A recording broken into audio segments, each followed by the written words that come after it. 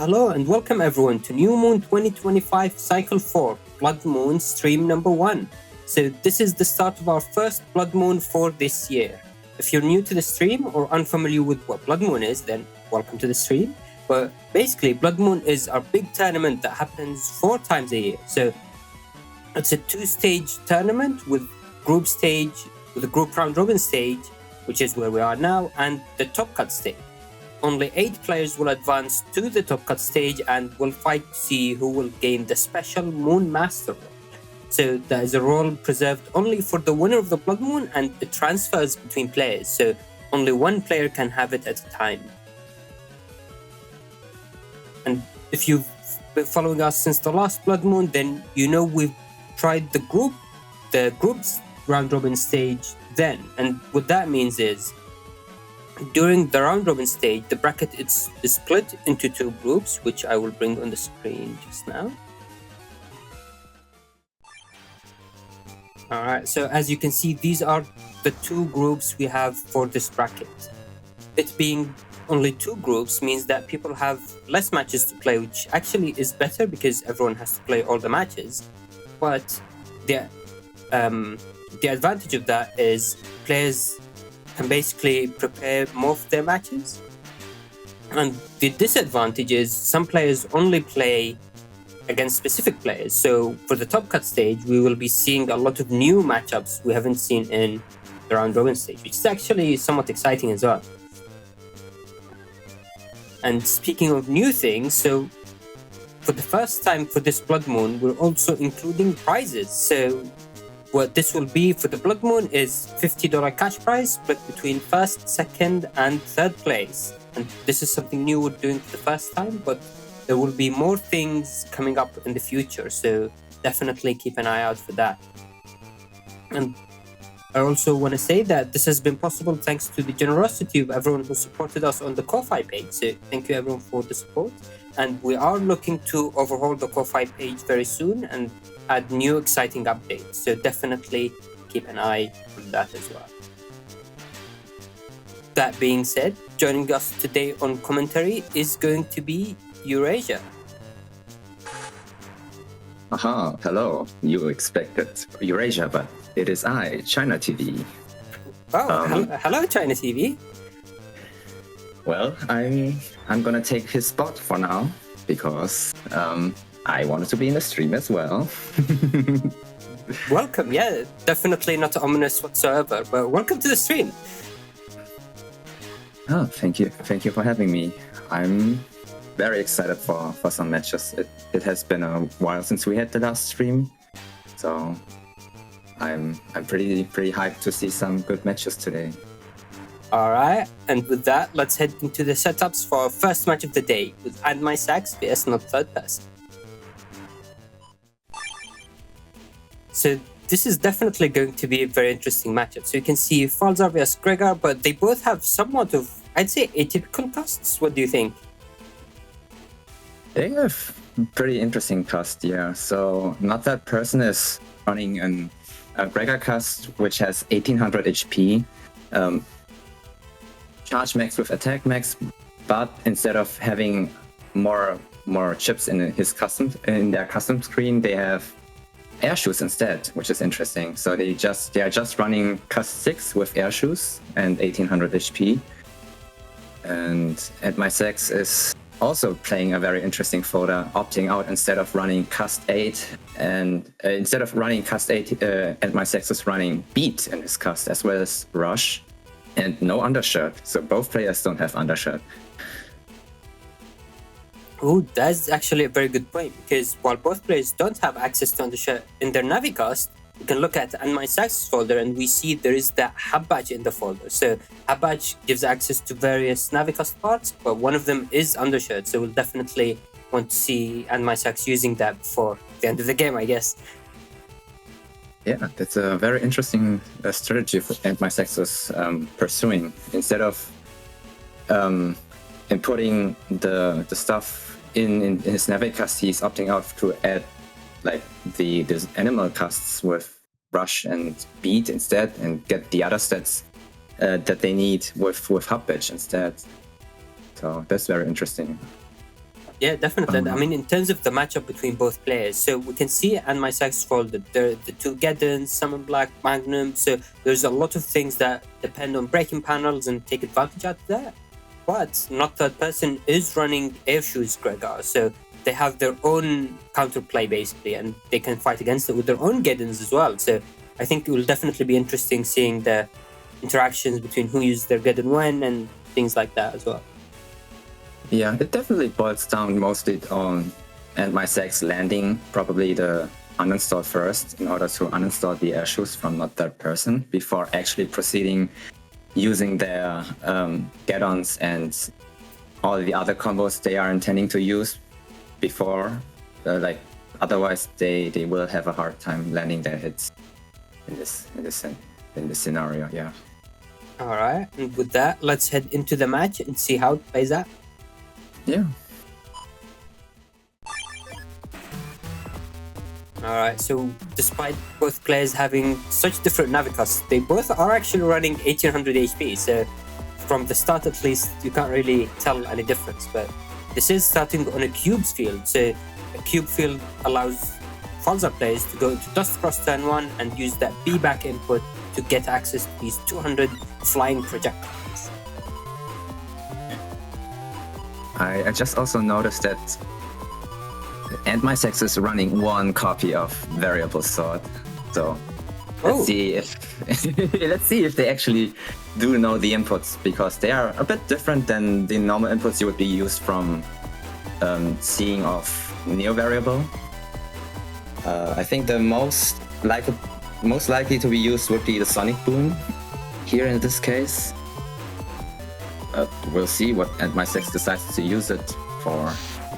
Ooh, nice. So it looks like AndMySax is going Spout Cross to try to get the read on these grass panels, expecting Not Third Person to go for Charge Cross. Oh!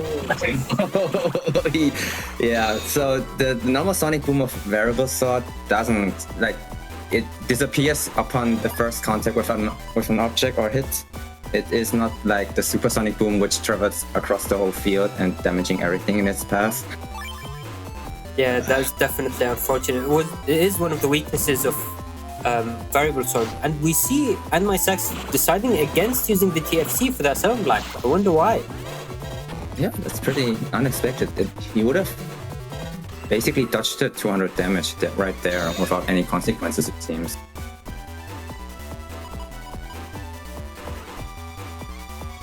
Alright, but it looks like they are both around the same HP actually still, with only 20 HP difference. That D-Cross from AndMySax is going to give him a lot of momentum boost, because Not Third Person probably wanted to Charge Cross to get access to the +1 custom per turn, because they only have the 6 custom they start with, but now they are back down to 6 as well. Yeah, and as we can see, since AndMySax has drawn his life aura, he could pretty safely just the Punisher damage. Big brain play, using Punisher as TFC to the area grab, because area grab technically counts as damage. It will mean that the player who used it will take that damage. It was a very nice TFC.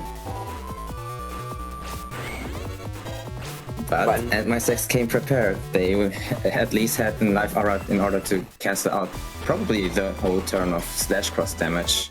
Ooh, and I was going to say, this is looking very scary. If that cube connected on Not Third Person, that would have been 400 damage and a D-Cross, but thankfully good movement allowed him to avoid it.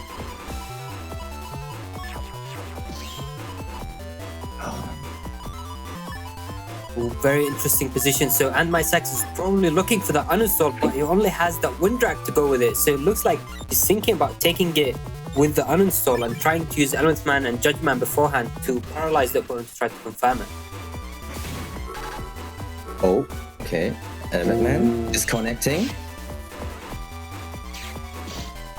This Judge Man is going to be such a nice value as well, regaining all these areas, but the books will be blocked. And actually, because AndMySax is still in base Mega Man and has no access to Airshoes, that Windrak is going to be denied as well. Oh, this is very unfortunate for AndMySax. Yeah, I was wondering why AndMySax decided against going into Beast Out. That would have basically confirmed this very easily, and now... No! That is very unfortunate right now for AndMySax. Oh wow, such a close game. They had exactly the same HP for a few seconds there. And we finally see that bug fix from AndMySax. We do see the effect of custom bug starting to shrink that custom, so AndMySax is now down 2 custom spaces. But thanks to that bug fix, it will be back to normal next time.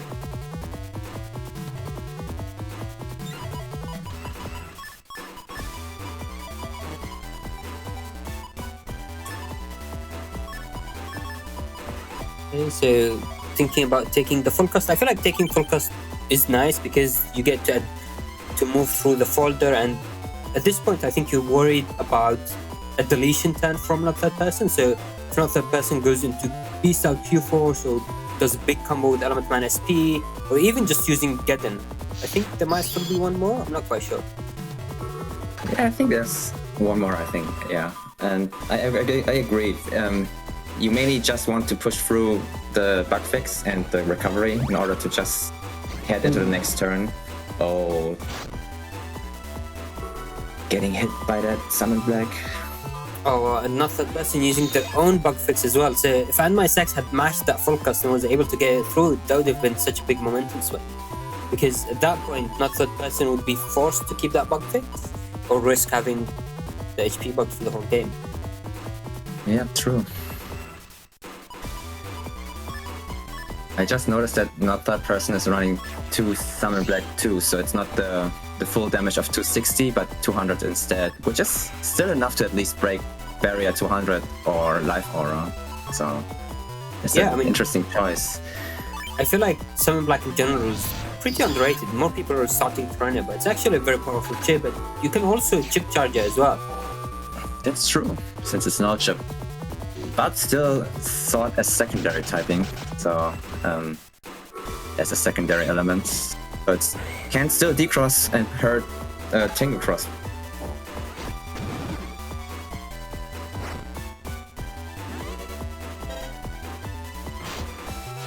Oh, unfortunately not able to sidestep that. Ooh, not third person being a bit too aggressive and stepping forward. I think in this position, not third person is worried about another wind drag, so he's always trying to camp forward. But I feel like at this point, if there was another one, we would have probably seen it by now. Yeah, true. We have a question in Twitch chat by Simon, I think, asking why would they bug fix if the bugs give damage boost. So basically the way Buster Bug works is by bugging Buster parts, you have a chance to do 10 times damage with your normal Buster shot. So from 10 goes to 100 or from 5 goes to 50. But this, if you use bug fix, so the chance to get that additional damage stays, but you lose the misfires from your Buster. So it's always good to use bug fix for that. Oh, is that a chip charge times 2 bamboozle E? Very painful. Very good damage. Yeah. Is that it for not third person? Oh, that probably won't do much since Tomahawk Cross grants status guard. Yes. Oh yeah. And we immediately see no undershirt. The immediate delete from 14 damage back to 0. Yeah, so if there was undershirt, that would have given not third person a bit more time. I don't think they really had much that turn. I'm not sure if we've seen the recoveries that game already, but if they had recoveries, then that would have been a really good timing to use it to basically build up the HP. Yeah, I think I've seen at least one recovery being played by not third person already, but I don't know if they already used the second one or just didn't draw it.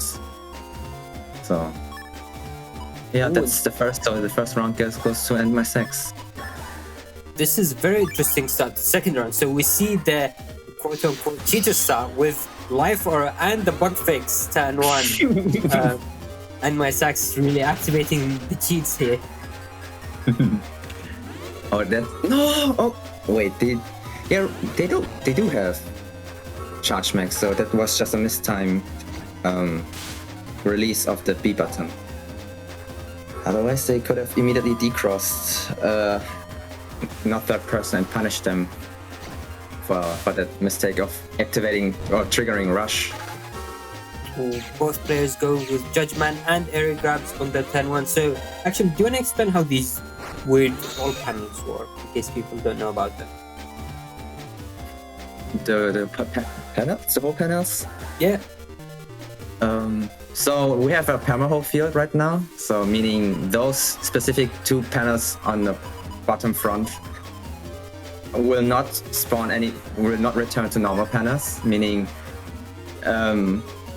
we have a weird situation where area grab isn't helping that much in the regard that you can only claim the first two panels in the first column. So you can't actually push the opponent right until the very back. And it has the additional effect of being mostly annoying. So it's basically an unclaimable panel for both sides. Ooh, this is going to be very painful. And going again, these ice panels are really giving trouble to not third person and getting it multiple times there as well. Was the last one a triple hit? I think it was the triple hit from those 2 tomahawk boomerangs. Yeah, so what happened, you might be wondering, why does not third person have anger when neither of the hits does 300? But basically, in the bottom right panel of the field, the boomerang used by Tomahawk hits at the same frame, which counts it as 1 hit, which adds up to be over 300. And it looks like Grandman SP is going to be finish off the game. Wow, that was the second round with the panel configuration was very unfortunate for not that person. That was a very quick second round, and AndMySax dealt a lot of damage with 3 or 4 Tomahawk Beast chip charges. Yeah, that was devastating. I think in that position, not the person unfortunately also got hit multiple times, could have potentially survived another 10, but that was definitely a very painful position to be in. Yeah, it was a very unfortunate. But I think maybe if not that person had a get on, they could have used it in order to just transform the ice panels into broken panels at least, so they wouldn't keep sliding, and it would at least have the access back to the middle row. So it could be something that might be considered in the future. Yeah, they run into something like that again, or something similar. Yeah, that's definitely a good point. But well played to both sides. That was a very close match. But with that, we'll be heading into our next match of the day with Dancinghobos vs davidvvv. All right, so I believe, I'm not sure if you've seen it, Chai TV, but last stream I think was the first time I've seen Dancinghobos play in New Moon, and this time it looks like they decided to take it to the next step and join the Blood Moon as well. Yeah, it is pretty exciting to see newer players joining Blood Moons. So, like as we call it, getting fresh blood into the Blood Moon. So I'm pretty. I haven't seen them really playing yet. So I think I played against them a couple of times in matchmaking, but I haven't seen them playing, or I haven't seen any plays of them yet in that current cycle. So that will be something new to see for me.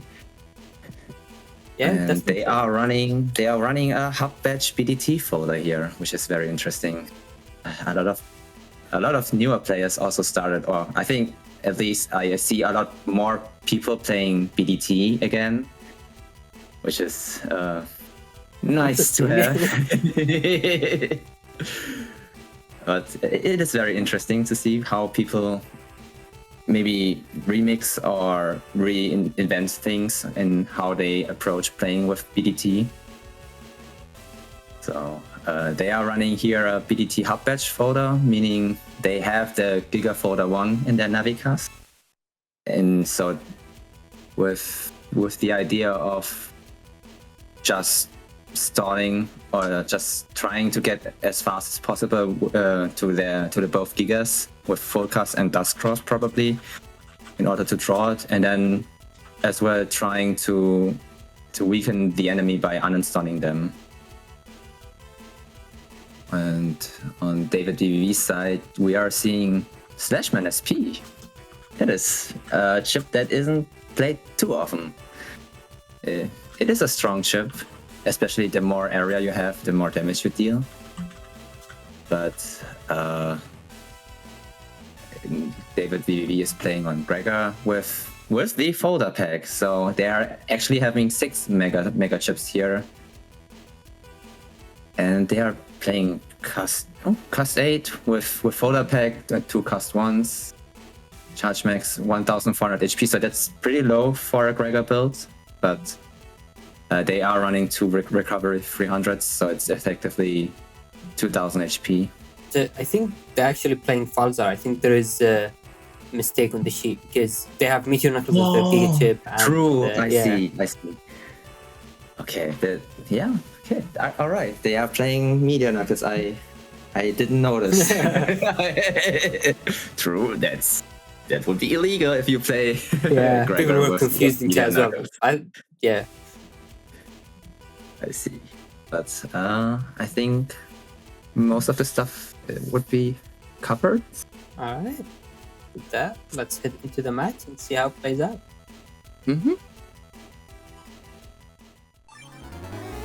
I think it's very interesting that we're going to be seeing 2 players using Guardian in a row. I feel like I've never seen that chip being used, but more recently, more people are using it, which I think is very funny. It's actually a decent chip. It's not too bad. It is definitely a decent chip. I think I've seen, specifically not that person, bringing Guardian in previous moon cycles as well, but yeah, I'm seeing. Wait, davidvvv also played Guardian in the last Blood Moon or something. I'm pretty sure of it. At least in a previous Blood Moon, maybe not the last one because I think they didn't participate in the last one. But I'm pretty sure there was a stream about it with me having to deal with this Guardian. Where I was spot cross and was a bit perplexed about not being able to hit them.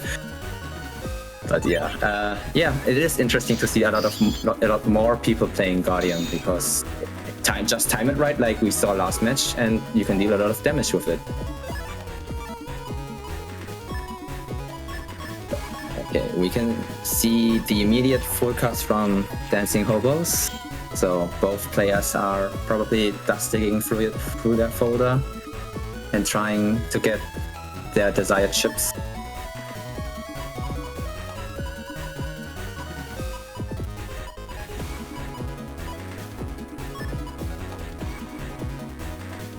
And we see the immediate life aura draw. So if Dancinghobos decides to take it, they might be safe for this turn from potential decrosses.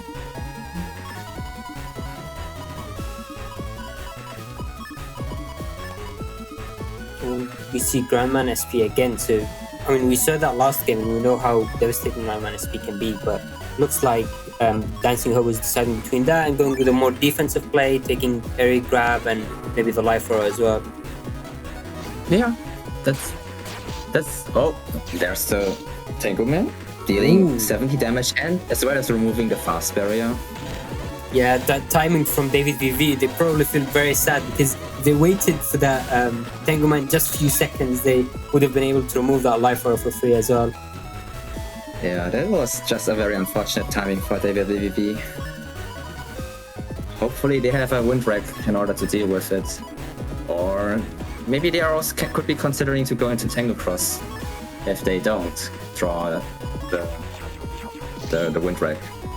Yeah, I mean the main scary thing to think about when going to Tango is Muramasa in this matchup, and Muramasa's damage increases based on the damage the player has taken, so it's only going to do 70 damage in this case, which wouldn't be worth it compared to the maximum of 500 it can do, which is devastating that the crosses Tango. Yeah, a potential 1000 damage taken from one chip is very, very dangerous, so that is something that davidvvv has to keep in mind when even considering, going into Tangle Cross. Oh, but looks like Dancinghobos is going to use the Element Man elect to break that Life Aura and few panels as well, but that Race Man unfortunately is going to miss. Very nice movement from davidvvv. Oh, and actually, if you look at the field now, so Groundman, the way Groundman SP works with Groundman in general is he needs to connect to the end of the field to do damage. But in this position, the chain combo as well, denying that completely with these broken panels. Oh, that was a very strong turner from davidvvv. Being able to deal with the Life Aura as well as decrossing the opponent, and almost, didn't receive any damage at all this turn. So that's a very strong turn from davidvvv. Oh, but now looks like Dancinghobos is thinking about taking that 1000 damage potential Muramasa we spoke about. But this is actually a very difficult decision because going with BDT slow gauge is also a very powerful play and can potentially shift things in Dancinghobos' favor. Dancinghobos probably realized that the enemy is still in Tango, so using or taking Get On with them this turn wouldn't have helped that much in that turn. So I think their plan might be to just use a slow gauge BDT turn in order to hopefully deal with the trap and setting it up for the Muramasa next turn, potentially. Yes, definitely. And actually, that one conveyor panel might not seem like much, but even one panel being gone in terms of movement can make it very difficult for davidvvv to avoid the Baghdad Thunder. Unfortunately, the judgment doesn't connect, but davidvvv is able to at least take more space for himself and using it to dodge the BDTs. Yes, and similarly to how losing area is very impactful, gaining area makes it much easier to avoid the BDT. It makes it harder for the opponent to land them and you have a lot more options, on top of being able to do damage as well.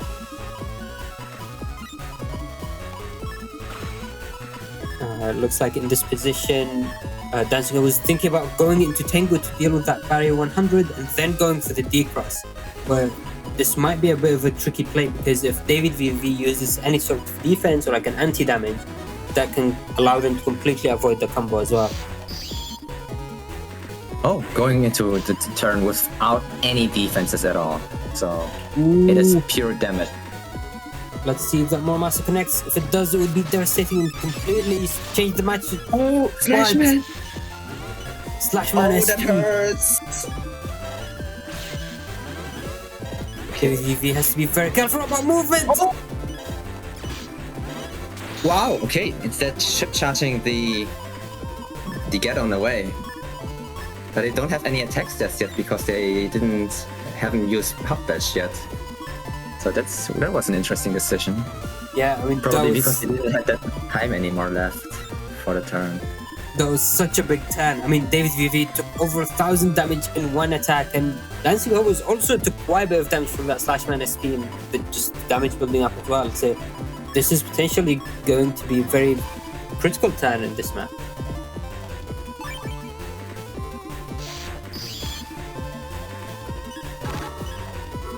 Going into start is a very risky play when going against the Thunder because it means a single hit does 400 damage and decrosses, but looks like davidvvv wants to gain advantage out of these ice panels. Let's see if that plays off. Ooh, nice movement avoiding that the Thunder. Neovari is going to connect and the Meteor Knuckle for game. Okay, that first match goes to davidvvv with a Meteor Knuckle delete. Yeah, definitely. I mean, it's quite a devastating combo. It can do quite a lot of damage as well, and Dancinghobos had no access to defense that turn, which made it even worse for them.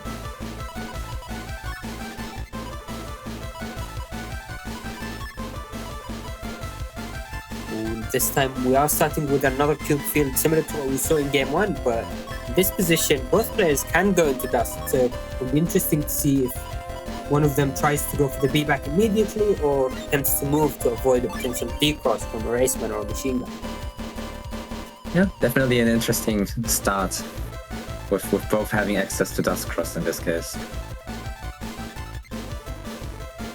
Yeah, I mean, Dancinghobos does have that first barrier, which is actually a very big defensive component for the first turn. The game plan is to basically go into the dust turn 1, use that full cost, and try to go through their folder as quickly as possible.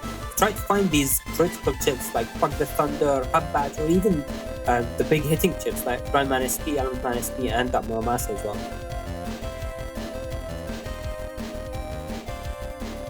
Yeah, having fast barrier paired with full cast is definitely a strong turn 1, especially if your intention is to really dust dig through your folder in order to get the chips you desire. So it is a strategy that a lot of players are pursuing. So definitely something worth considering. Well, looks like Dancinghobos decided to go for the B-back immediately, and I think davidvvv actually failed the input slightly because you can see them moving back and firing the Buster, which are both the inputs, but not the right combination. That's fair, yeah.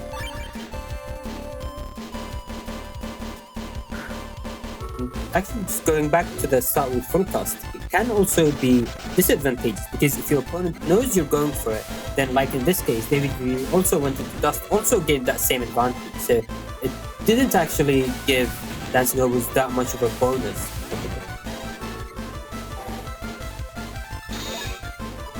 Ooh, very nice dealing with that barrier, and then forcing Dancinghobos to use that barrier to 100.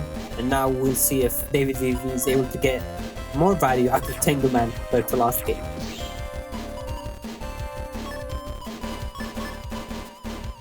Ooh, we see that Hub Badge, and that is definitely a good chip to take for this time because, I mean, they could go for the Grandman, but as we saw last game, these backgrounds are broken, which makes it more difficult to land.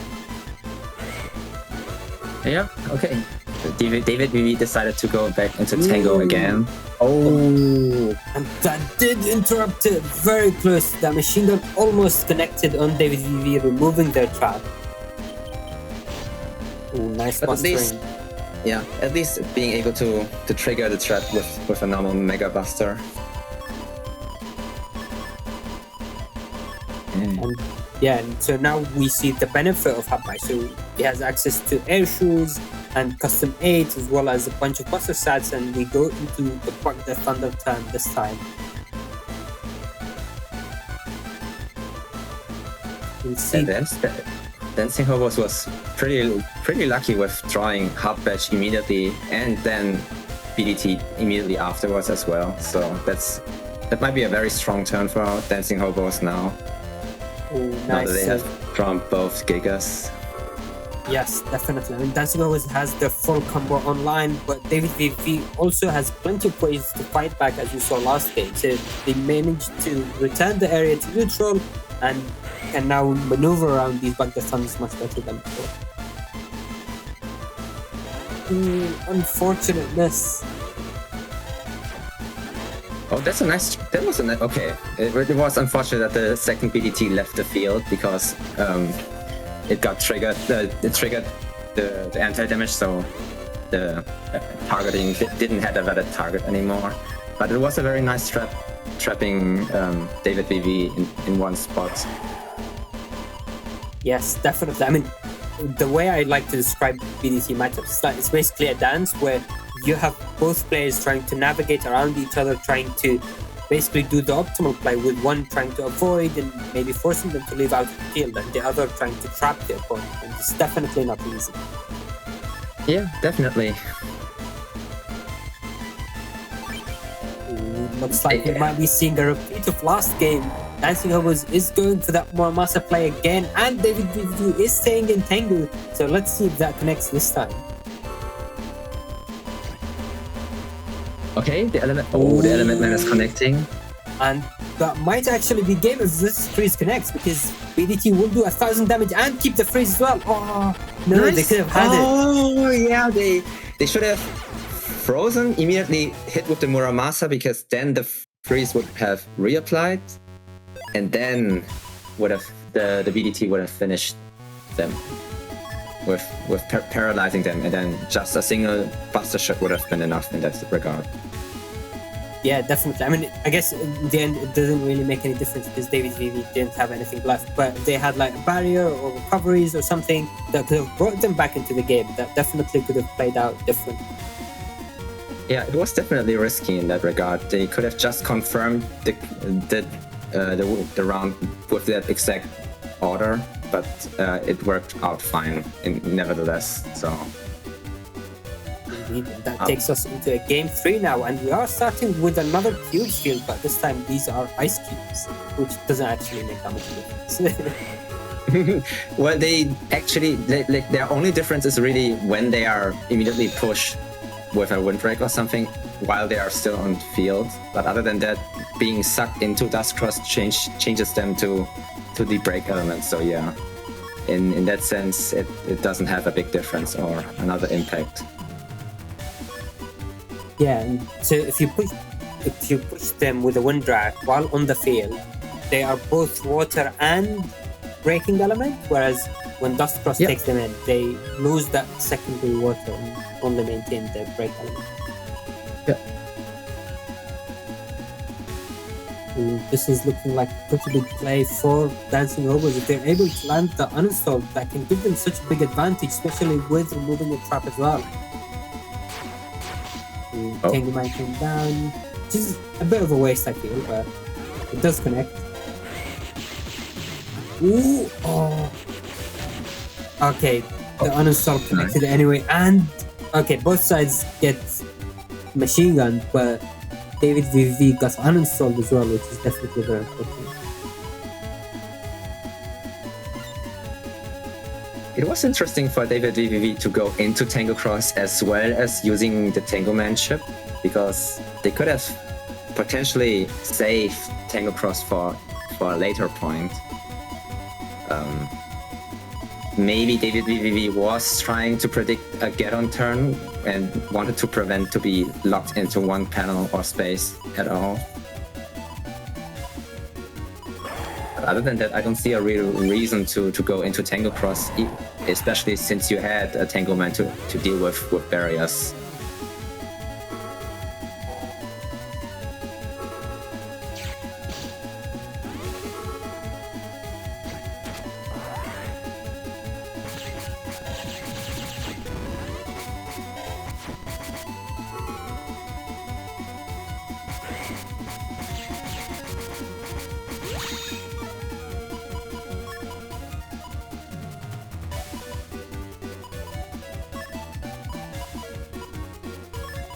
Playstyle with and saying 0 for 3 on Grandman this set takes it. Yeah, I mean, Grandman is definitely very strong, but sometimes the field arrangement or even how the match progresses can make it more difficult to use.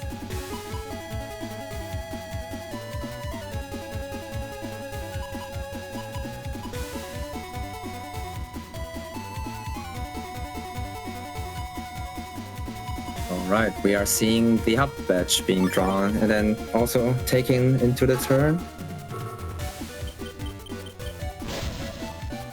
Oh, Magnum going to connect and destroy the trap. Dancinghobos head up.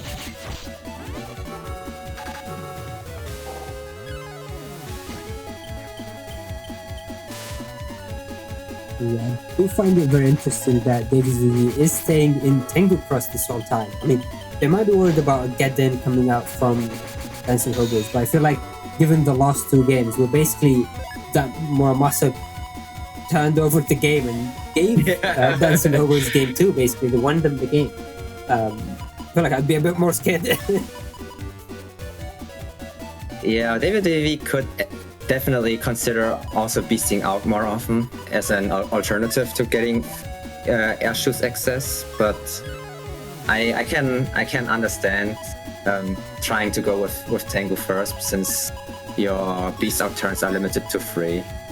But at the same time, like you mentioned, the Muramasa damage did turn quite often the tides here in this match. So I can understand both sides here.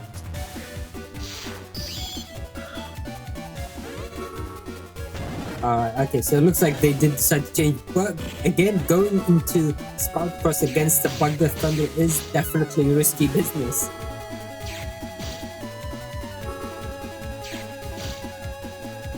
Ooh, but with all of this area, that's going to make avoiding the Bugbear Thunders much easier. Ooh, nice. And now they can probably go for the freeze and double hit as well.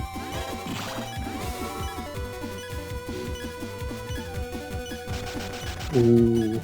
Unfortunately, Dancinghobos didn't activate Rush so far, which means they will take another hit. Ooh, or maybe not. Interesting, actually. That was a very strong turn from davidvvv, being able to interrupt the Dancinghobos from charging a single BDT in this turn. So Dancinghobos was basically just taking damage this turn. Couldn't do anything other than that. Yes, and at the very end there, what we saw is davidvvv holding that charge show, and the reason is using it would apply flashing to Dancinghobos, and that is something davidvvv wanted to avoid, so he can start the turn immediately with damage and basically build on that momentum instead of giving an opportunity for Dancinghobos to use defense at the beginning. Yeah.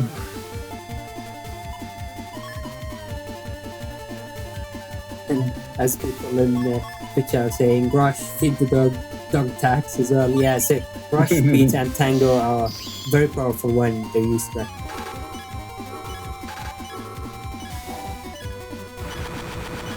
Oh, that is a very good turn. Let's see if there is a follow-up of Mirvari, though. That could be one way to deal with the life aura from Dancinghobos. Yeah, Dancinghobos' only chance of dealing with life aura now is by either dealing damage that is more than 200 damage in a singular instance. Ooh, oh, there it is. Oh, and getting a double hit from it. Yeah. Wow. Ooh, but this is actually still a scary position for Dancinghobos because of that. I mean, for davidvvv, because of that. Gadden, now they are forced to take that 400 damage deep cross. Oh. Ooh, and you see 2 recoveries in hand as well. This is definitely still very close. But just in the nick of time, Dancinghobos is destroying their 2 recovery 300s, so they will be back at 645, which could be maybe enough to close out the match this turn if they manage to connect with all of their BDTs. Ooh, getting that D-cross 200 damage is very impactful as well.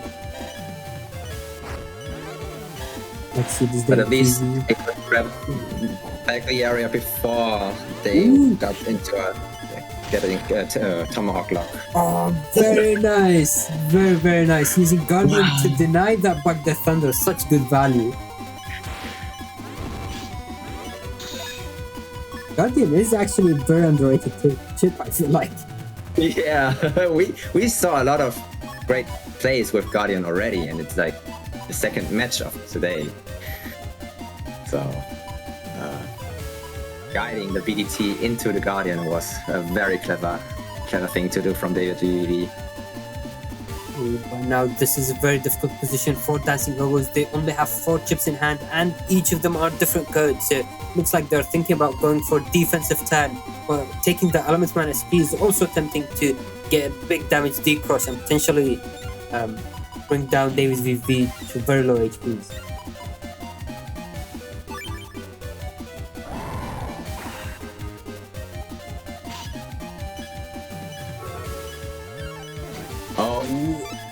One and the Slashman, and I believe that will be enough to finish the game. Did the barrier 200 get one framed? Ooh, actually, I didn't notice that. Might have, yeah. I think so. I think just in the same frame where Dancinghobos intended to use their their barrier 200, davidvvv used the chip, so I think it got one framed. Yeah. Oh wow, that was unfortunate. I think in that position, it would have still been very close because Dancinghobos would have been out of chips and would have lost a lot of, would have lost the barrier from that. Oh, look who's here. Hello, Eurasia. Welcome to the stream. I am fashionably late, unfortunately, but I'm here. Welcome. And I don't think you saw that, but basically, China TV ends up using the forbidden technique of TFC and denied you from joining. But you're here now, so welcome to the stream. Yes, I just saw that Slashman delete, and further proof that Slashman is gaining popularity. True. Yeah, very good chip. All right. But with that, going into our next match of the day with Bigbird vs Shockpot Specialist. Yo, Big Bird, we're back in 1999 once again.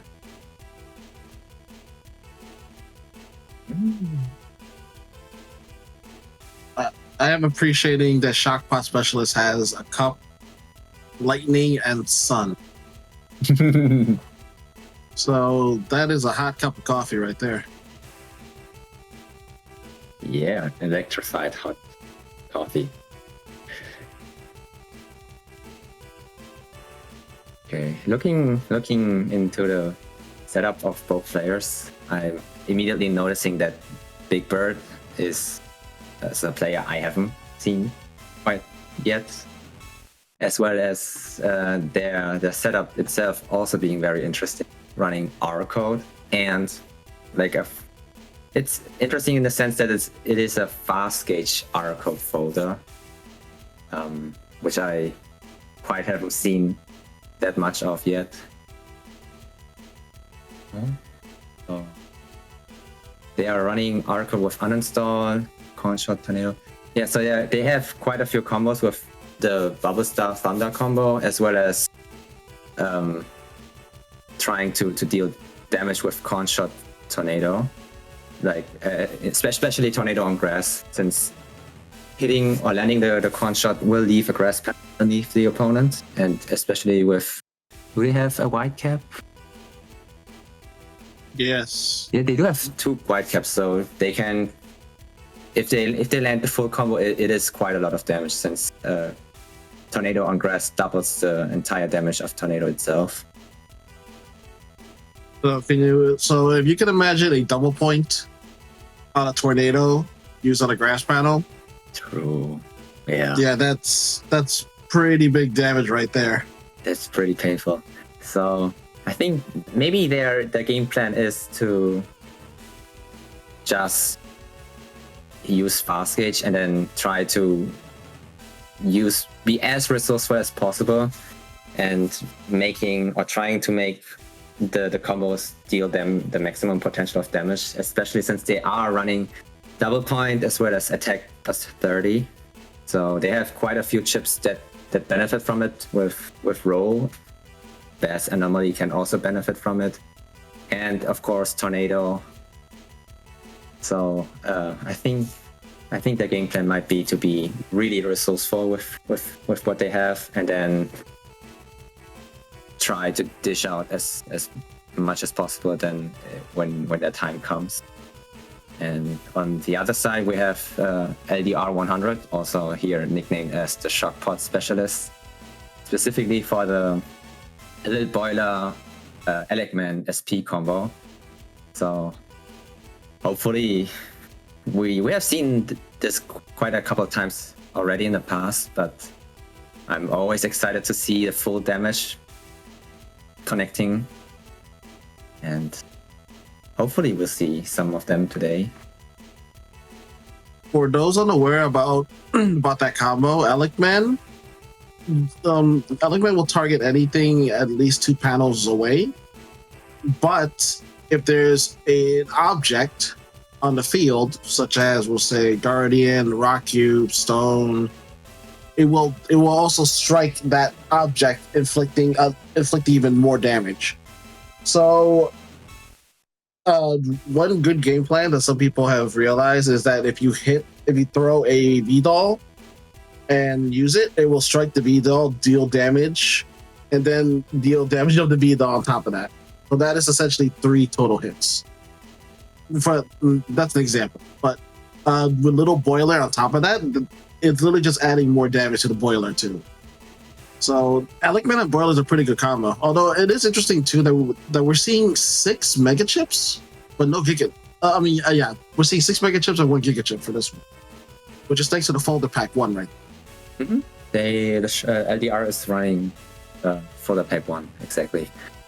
It is also worth noting that being struck by the secondary hit from Elecman SP hitting objects will paralyze you, but as well will put you into the flashing state, which is why they are running Gandalso 2 in order to remove the flashing, so the full combo can actually connect. Oh wow! Yeah. Okay, here's gonna be quite an interesting fight. Yeah, and I'm ready when you are to head into the match. Yes, battle operation set.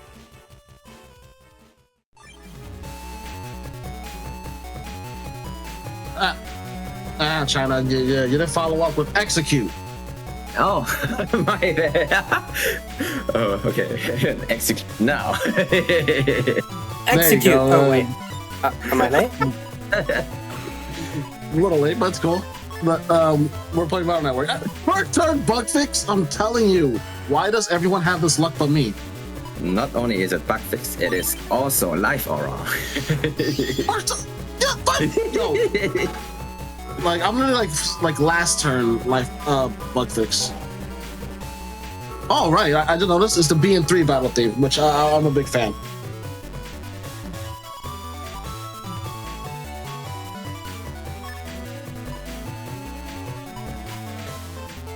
Okay, there's the Cornado combo. All we need is White Capsule and they're all set. Yeah, this.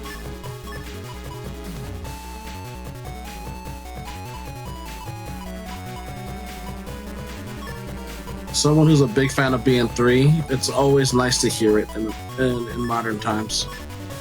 Ooh. It is a very nice theme. Okay. Oh, Big Bird immediately deciding to go into Tango Cross in order to remove the barrier 200, which is an interesting choice. But what's the follow-up after that? They don't have any damaging chips, and as well as missing the area in order to hit the Tango records. So okay, okay, that's to avoid the rush, which is good. Are you gonna put grass panels? Oh wow, that EX is kind of fast. Yeah, the EX is like the order of how fast Element Man changes between the forms is that the slowest would be the normal Element Man, and then followed by EX and then SP. So it is faster than the normal one, but a bit slower than the SP version. And oh boy, people sometimes get mixed up if they aren't used to that. I certainly was. Like I did use Element Man SP back in the day just because it was just super strong.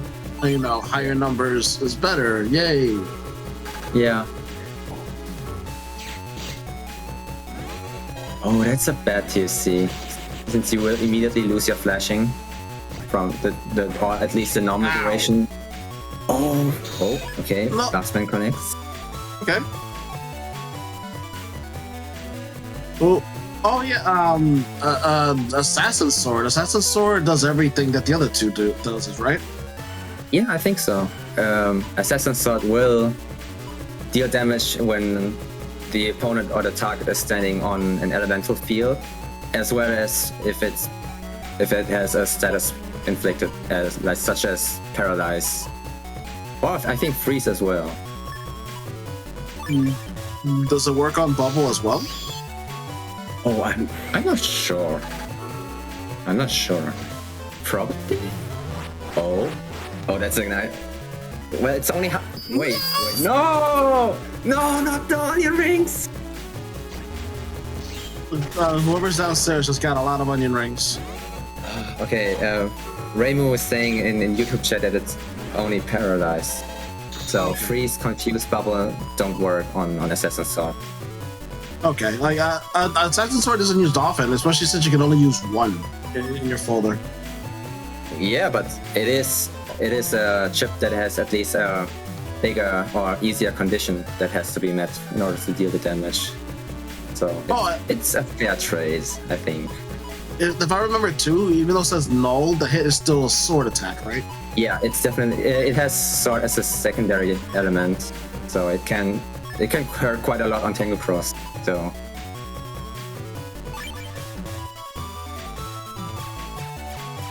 it's just one of those cool chips. They could have waited and used the 20 damage from Grab Banish to immediately trigger the trap. Hopefully that is maybe anti-damage.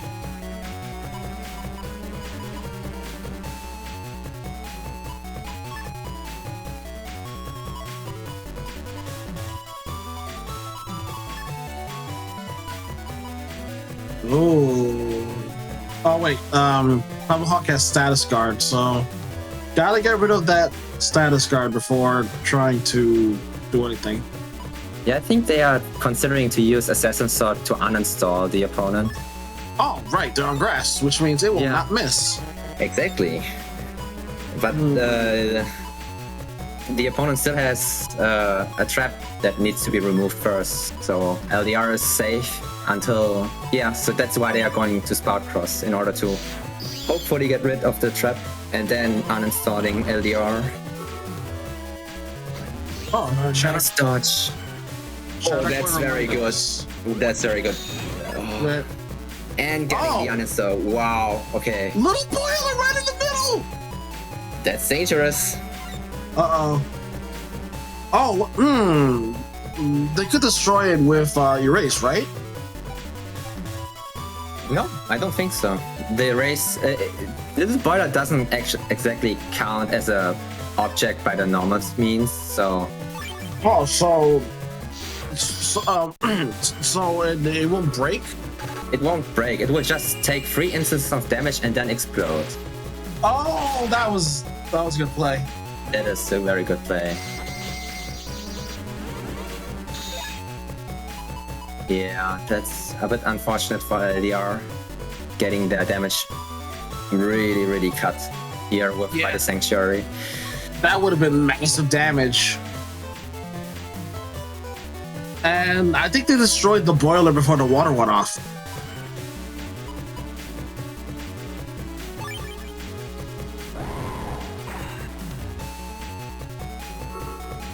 Max power! Oh, going for the roll heal here. It's a good trade. Dealing 300 damage. Quite hurt. You've been judged. Missed, but it missed. All right, cursor.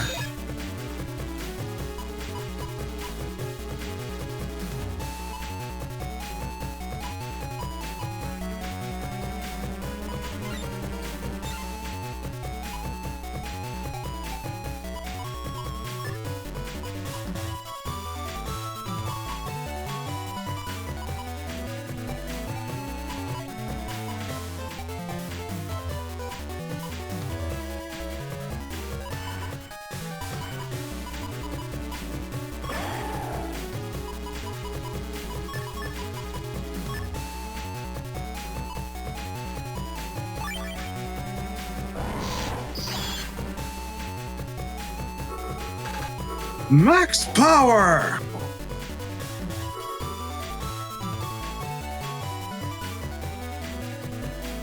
We got Holy Aura right here. Are we gonna see a Beast chip charge, or... That Tornado could be a way to get rid of that aura.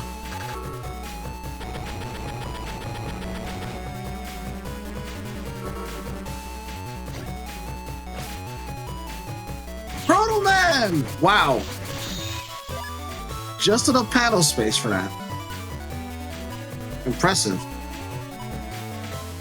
Yeah, all right. Oh, they do have the combo here immediately, so they could try to land a bubble star and then follow up with corn shot tornado and attack plus 30. So this could be game if everything connects.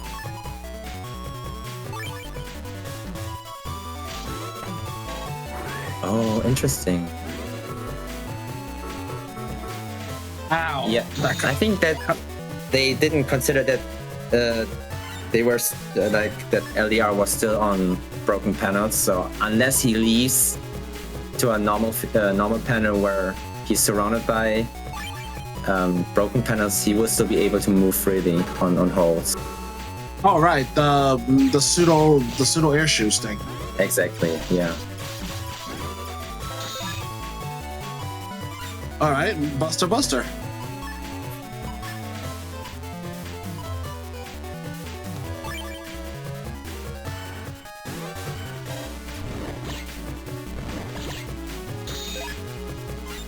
Nice.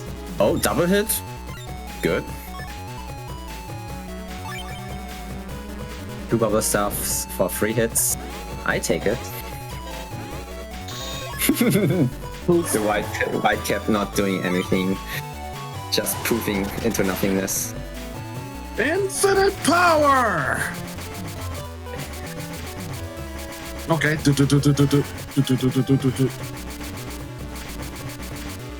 It's interesting how the feathers go through them. Yeah, they are supposed to fly above the stage, so they are like not targetable at all in this regard. Wow, 150 damage.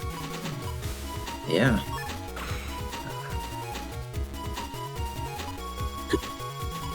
Wow, we're going back in time to BN1? Wow. Ooh, as someone who started with BN1, that really takes me back.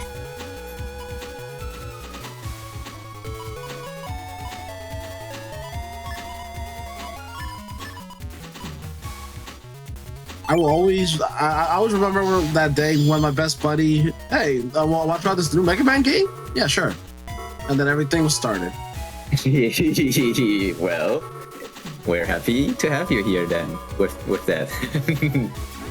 I mean, I want to say it's happy, but he had me fight Woodman. That was my first experience with Battle Network. He had me fight Woodman. Oh. Is it that terrible? Woodman's a tough boss. Yeah. No, I haven't played the previous titles before.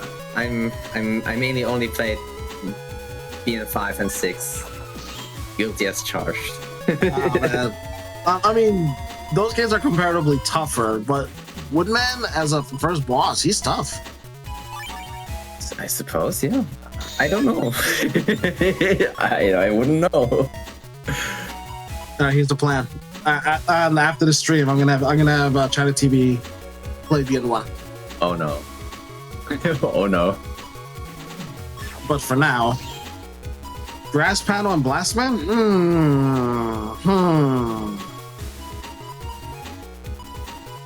Well, I think Big Bird definitely needs to save the Blastman in case LDR goes into Tomahawk again, because otherwise they don't have that many fire chips to deal with Tomahawk Cross. So, but it is quite an enticing offer to maybe land at ×2 on grass.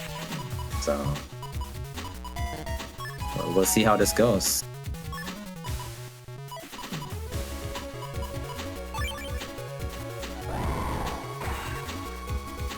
Oh, okay. Going just for an invisible instead. Wow. Wow. LDR caught a bit in the mashing too early. Was unable to hit anything. Man, that's rough. It's very rough.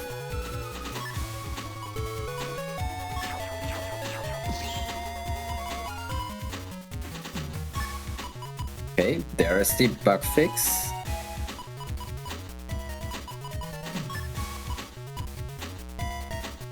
Okay, see, that is a more reasonable time for bug fix.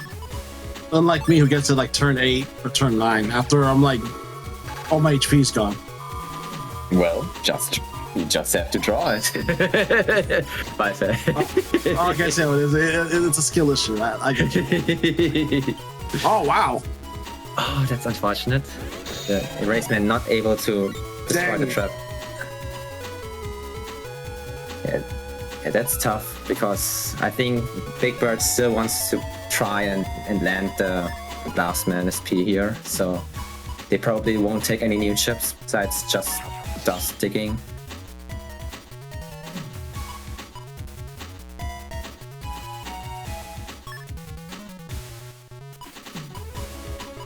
Oh. Starting to consider throwing the Blastman SP away in order to draw new chips. That hurts me. That definitely hurts, but I think it is an understandable call because you would still need to proc the anti-damage from the opponent first. That is true, and Dustcross doesn't have the best charge shot. Like if you want to land it reliably. True. Oh, that's nice. Well, you know, the perfect counter. Oh! Ooh, footsies. Nice. Dealing with immediately with the barrier 200. What? Oh, no! Wow. Ultra instinct! That was definitely an ultra. Wow. Sidestepping the one machine gun hitbox and then reacting and immediately using visible. That is good. It really hurts when you try to land what you need and it just misses like that. Yeah, Big Bird came even prepared, like going into Tango Cross expecting a barrier 200, being able to immediately deal with it as well, and then the whole rest of the combo didn't. Oh wow, the blocked it.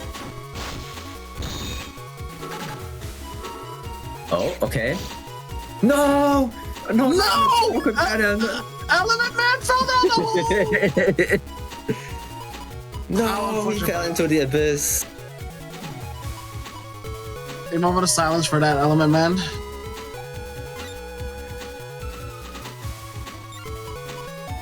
As a quick reminder, this is why you should have air shoes. Only very few Navis have air shoes on them. True.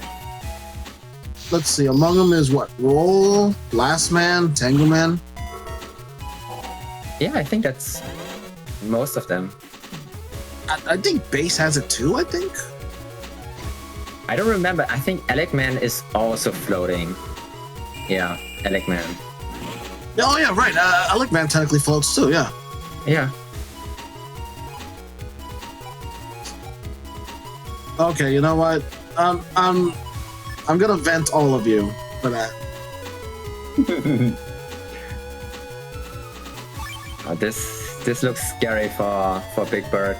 This could be a very dangerous shock pot turn if LDR has all the required chips for that. Ow. Oh. Dude, wow, that's max damage right there. Although it's still halved. Wow, if only the chip Holy Dream was still in the game.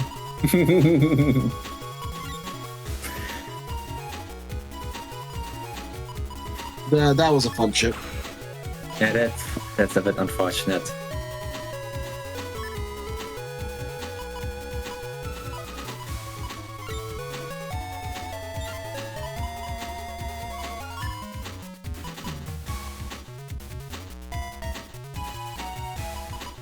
Well, Big Bird can at least try to go for an uninstall turn this time around.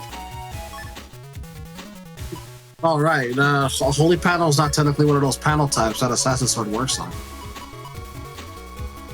Oh, that's risky. That is risky. If Dole Thunder doesn't land and apply the Paralyze, the Assassin's Sword will miss.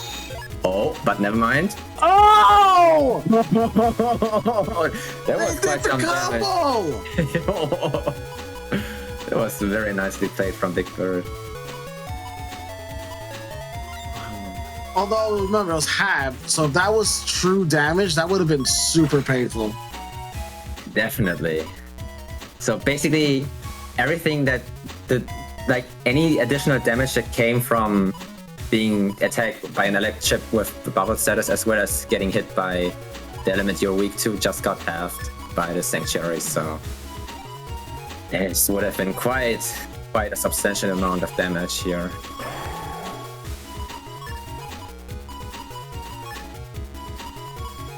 Oh, interesting. Trying to go for the point blank bass anomaly.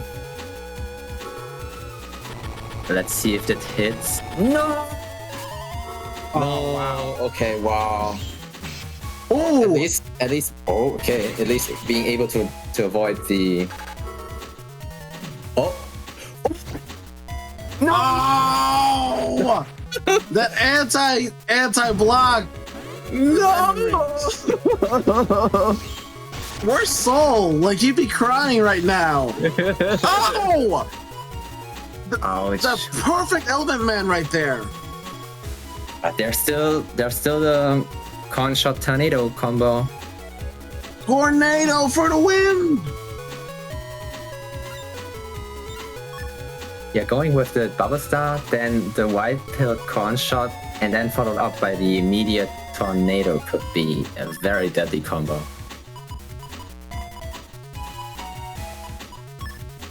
Yes. Yes. Yes. Is it going to happen? No! No! No! Oh, I mean, it technically did absorb the ice panel. I didn't know it would do that, to be honest. Oh yeah, like if it's grass, and if I remember correctly, even those volcano panels too. Those rare ones that you can't make but sometimes pop up. Interesting. Well, I just mostly hear it as the grass NATO. I never heard the term ice NATO or something. So Yep. That's why there have been times that people have used ice seed and ice seed and grass seed for that. Yeah, that's fair. That's fair, yeah. It's time to double that roll. Ow. Ow. I'll get on this. Okay, there are the Big Bird being very patient, waiting. Okay. Oh, that connects for 360 damage and 360 healing. Oh, the HP difference hurts. Oh.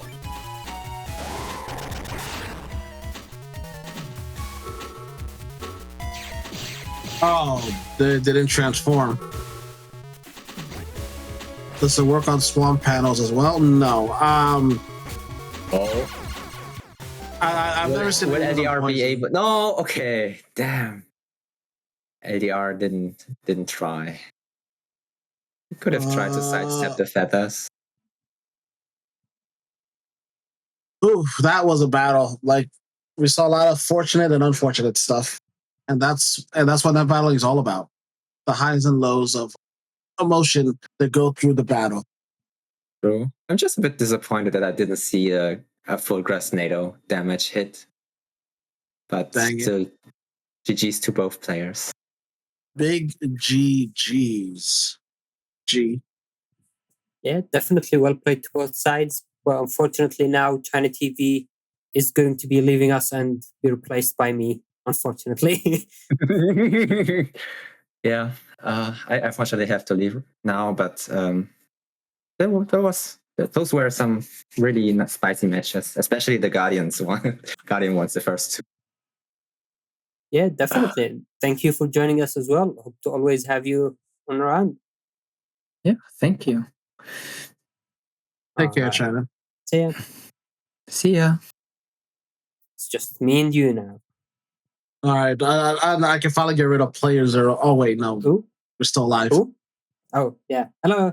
Hi, yeah. With that, let's head into our next match of the day with Anime Caveman vs LDR. Caveman.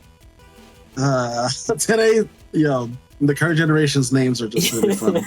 Yeah, I mean, to be fair, Anime Caveman has been. I think they played in the last Blood Moon as well, so they've been around for a bit. But yeah, definitely interesting names this Blood Moon. It's great. All right.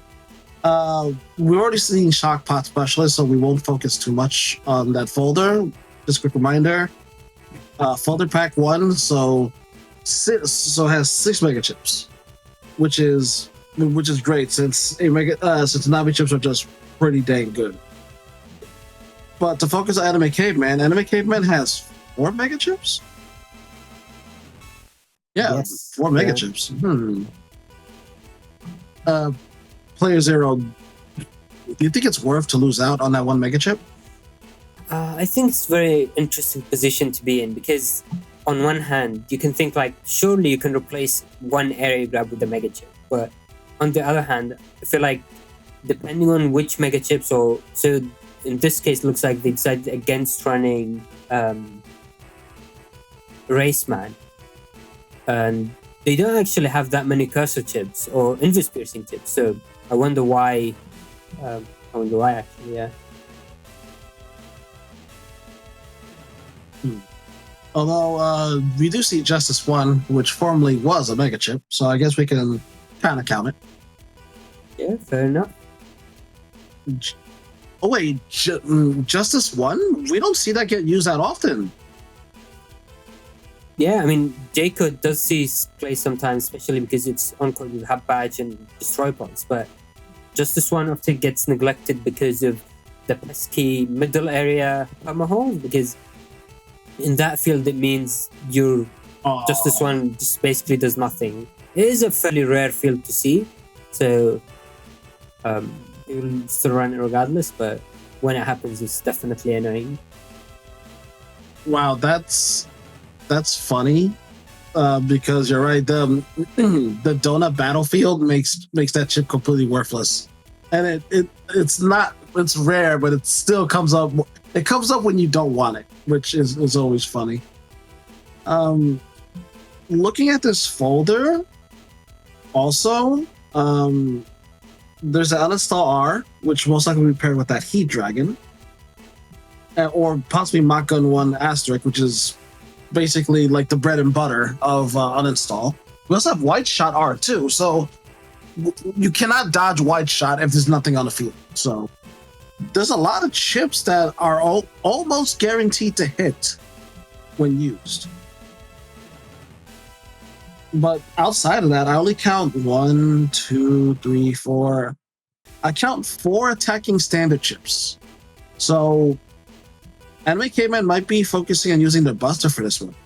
Yes, so we can see that Bug Death Thunder, which we've seen being used earlier in the stream as well. It's definitely a very powerful strategy, especially when paired with a lot of things that help connect it. So we see 5 area grabs, we see the slow gauges. So Anime Caveman is definitely going to rely that as their main damage source. Yes, good old the good old Buster and Bug Death Thunder is going to be really pulling the weight for this fight, which is good because since your Buster doesn't run out of ammo, which would be awful if it did. Yeah, and thankfully, since these saves have infinite amount of bug frags, could you imagine running out of bug frags mid-match and it would just go to those little thunders? Oh, that would be very devastating.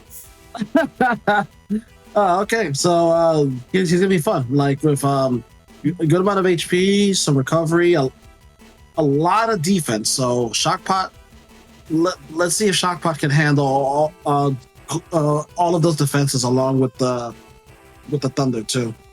All right, with that, let's head into the game and see how it plays out. Let's do it.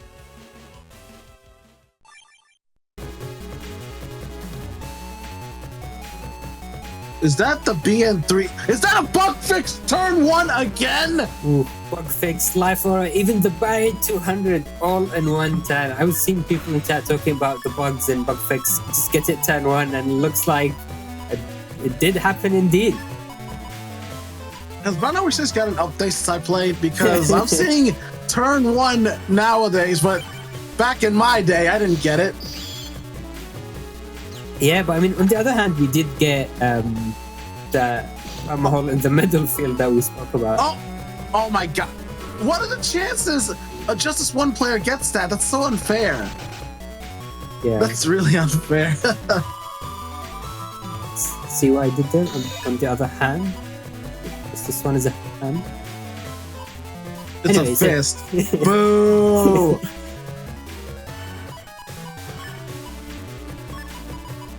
But yeah, it looks like they do have it here, and they'll probably just throw it into Dust Shoe or throw it into the back of the folder.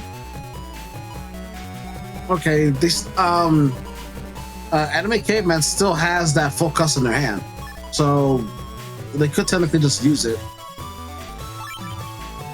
Okay, good. Guess not.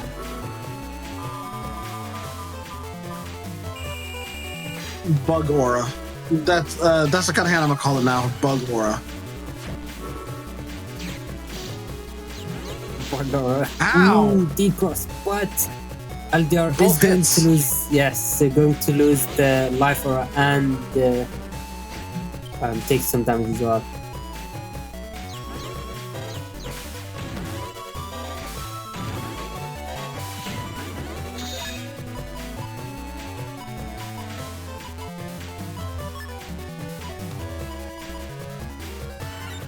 But I'm surprised actually Anime Caveman decided against taking the life aura for that long. I feel like it would have been a very good defensive option to go for early on, but they still haven't, and they might decide maybe they're holding on to it for the E-code combos LDR is running. Yeah, that's a very scary combo. And we do see the uninstall, but unfortunately nothing to run it with. I cannot play Shattercoin is telling me to get good. It's drawing bug fix is a skill issue. I'm being called out so hard here. LPR staying in Dust Cross, digging through the folder, and looks like Anime Caveman is set on gaining all that area using another area grab, which is partially going to be denied by that Primal Hole as well. Oh right, you cannot grab a permahole. That's such a weird property of that.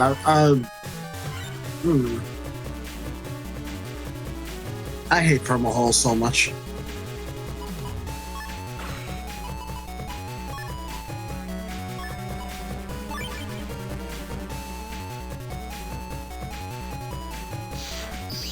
Both sides going into Tengu. And I don't think actually Anime Caveman's running any big sword chips like we've seen earlier on in the stream. Yeah, these all look like they are. Wow! Ooh, unlucky getting decrossed by that one bossa proc after the wind rack took, the B-back took away. The Heat Dragon connected. Connected and uninstalled, so now LDR is going to lose a lot of the abilities gained by Hub Badge, but not all of them, so Hub Badge still is going to give good value. Oh no! No, you're stuck there!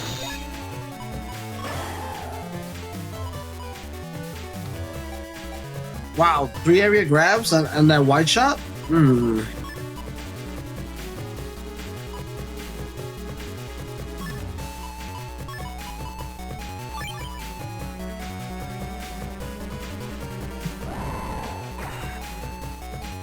Going into Beast out to avoid being trapped, and we see that Bug Death Thunder as well. So LDR still has access to these volley panels, which can actually negate quite a lot of the BDT damage. Ooh, very nice movement, using Judgment to interrupt the charge and applying paralysis to delay it even more.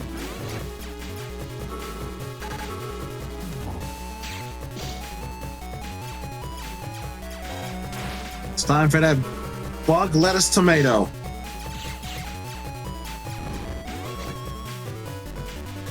Oh, I see.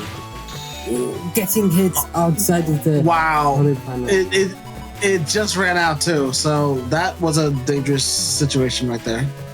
Yeah, I feel like in some positions it might be better to just tank the hit on purpose on holy panels compared to trying to avoid that and ending up getting hit outside of them, because it means you take 100 damage instead of maybe avoiding 400. So definitely depends on how the game's going.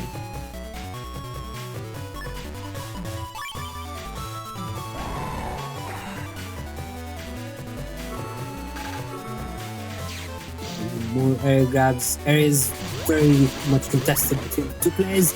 Both starting down. Wow.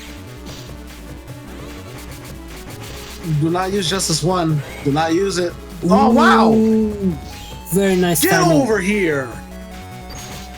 Let's see if there is any follow-up. And the Tango Breath actually doing quite a bit of damage as well. Wow, like all of them hit. Yeah, that is actually 360, I think. All of them hit, so that adds up. And reminder, it is wind element, so Life Aura can't protect it from it either. I think it technically stops the first hit, but the second and third connect. No, very confident in that. Wait, did that beast jump cause LDR? Yeah, I think it did. So I think the beast jump there caused LDR to jump on the panel with the BDT. Ooh, and like man combo comes online, but unfortunately the single invis is going to block the whole thing. But Oh! The Bugdeck Thunder followed. yes, so Bug the Thunder in fact follows into the opponent's Oh, area no. and getting paralyzed outside of Holy Panels. That is going to be very painful.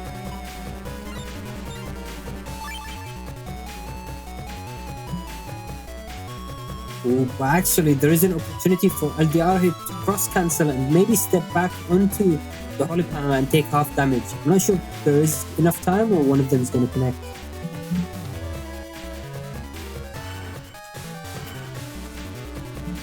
Ooh, deciding against it, taking 400 damage. Wow. Oh, that was definitely not worth it. And yeah, in this position, it's very Ow. difficult for LDR to survive, yeah. They got hit by all of those off holy panels, which hurts. Yes, definitely. I mean, yeah. Oh, and look at this start again. Life Aura once more.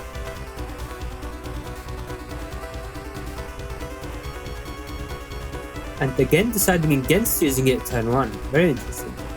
I don't think LDR runs Tango Man and only has one wind drag, so I wonder why they're being they're saving it up for other stuff like that.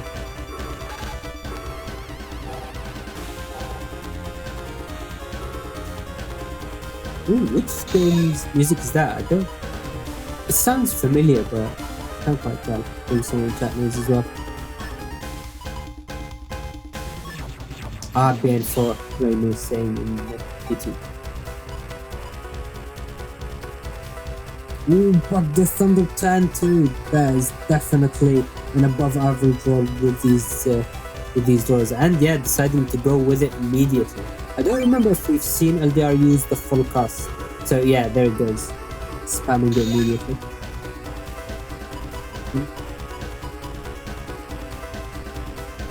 So in this position, actually, LDR has a bit more time to try to pick their chips because they have an idea of what enemy caveman could be bringing into the tag. I do wonder if they will cross cancel into Tango again and try to deal with that barrier 200. Yeah, barriers can be pretty annoying. Yes, definitely. I mean, for Gregar, it can be more manageable to deal with because you can use charge shots to remove them, but for Falzar, it's definitely harder to do so unless you get them. Whoa, that wind rack dodge. Yes, so that is one of the disadvantages of using Windwrap with Beast Out. I've seen that cause Windwrap dodges plenty of times. That decross. Yeah, the beast jump can be pretty detrimental. Since you can't control that jump. Yes, and Beast Out tries its best to maximize the damage area, but unfortunately what that means is for some chips like Wind Dracula, as we've seen, and even static sometimes, it can cause them to miss. Bubble Star, I think, is a big one as well. Bubble Star is always fun. Yes. Getting hit multiple times by them is not as fun. Oh, and now we see Tango, very nice, getting that prediction on the lifer, but this is still a fairly scary position for LDR because they only have these 2 panels to avoid things. Ooh, and just barely missing the timing, allowing Bucket Thunder to be released. Oh, no! 400 damage. And even more Tengu on Tengu. Ow. Very painful turn.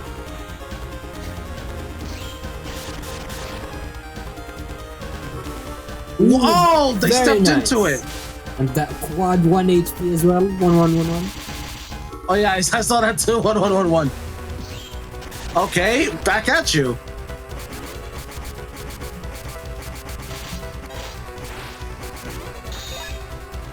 Wow, perfect 1,000.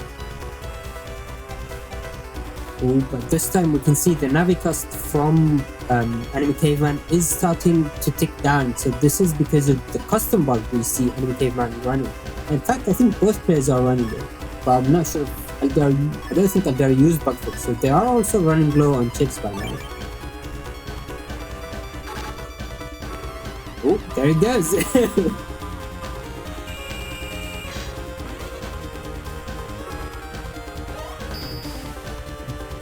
And the hub batch as well, so this is definitely a good turn, but taking that much damage and followed up by the chip charge. That was very painful. 600 damage in a flash. Ooh. Ow.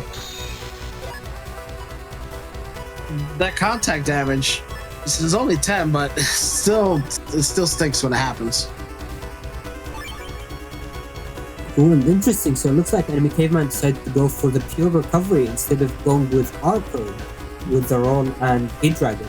I feel like going R-Code there could have been a good play as well because not only do you do damage, but also you get some of that recovery.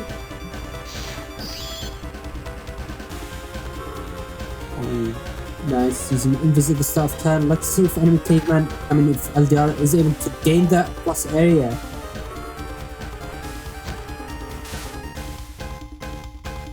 Grab, yes, there it goes. And actually, there is an interesting interaction there. This life aura is probably going to be safe. Yeah, definitely safe this time. But using Rush, using Invis with Holy Aura, Life Aura on Holy Panels is sometimes backfires. Oh, wow. Ooh, yeah, so Enemy Caveman there is holding onto the charge. I think they meant to release it at the very end of turn so they can go into Tango next turn and be back to remove it, but the timing was slightly off. And now they finally get the bug fix, very close to running out of chips. That's pretty much when I get bug fixed, so. Ooh. Oh no, here it comes! Yeah, I don't think they can really avoid that. Is this going to be the full combo coming up from LDR? Let the boiler come down. Oh! Ooh, and changing it into ice. Very nice. So this removes the holy panels as well. Gets extra damage. Unlike SP. Is this going to be enough for good?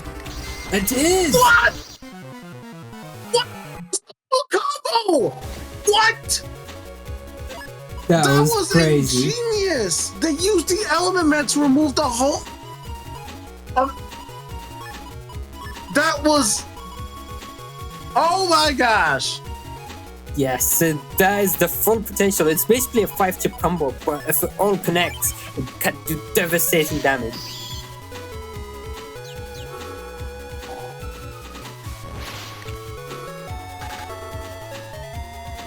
Okay, that is the shock pot.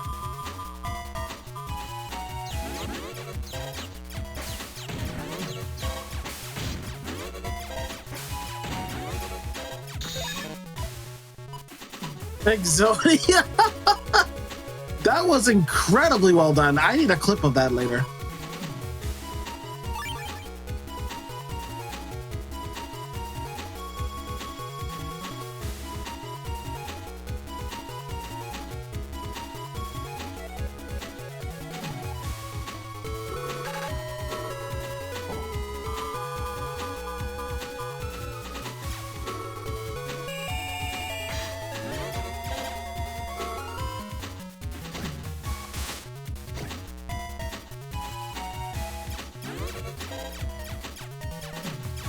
Nah, sine wave. If that happened to me, I would say great job.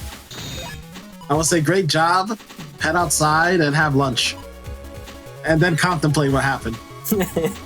Yeah, I mean, that is such a big combo. I feel like sometimes it's also fun to be on the receiving end just to see the kinds of things people can come up with. Obviously, I'd rather see you on the stream rather than be on the receiving end, but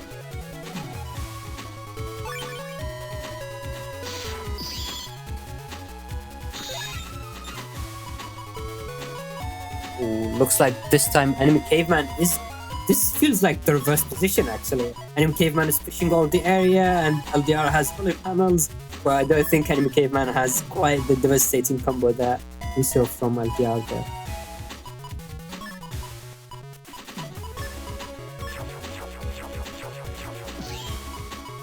Yo, that does shoot sound is so satisfying.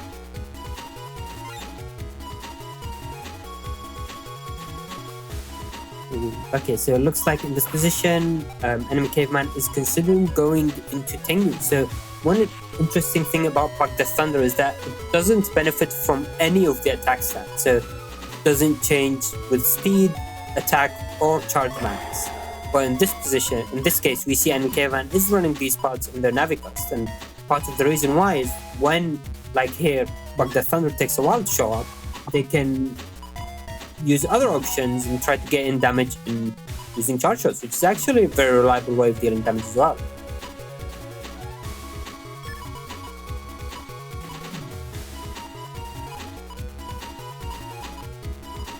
Considering a very defensive turn, starting with the life aura, which I find interesting. I wonder why they went with life aura first. Ooh, unfortunate. Having to throw away the life aura, that is very difficult. At least now with this chip charge, they will be able to break all of these holy panels. It's quite amazing that all 6 actually hit separate panels. Yes, so I think if I remember correctly, only one hit can hit the same panel, so you can never have 2 hits on the same panel. But the panels that hits are random, so it doesn't always hit all the panels. Does that make sense? Oh, okay.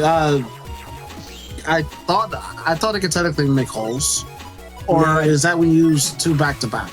Yeah, I think that is when you use 2 back to back. I think in that position, some of them could have flown off the screen, trying to target the 3x3, but Okay. I think so. I feel like I've seen that happen before, but I'm not quite sure.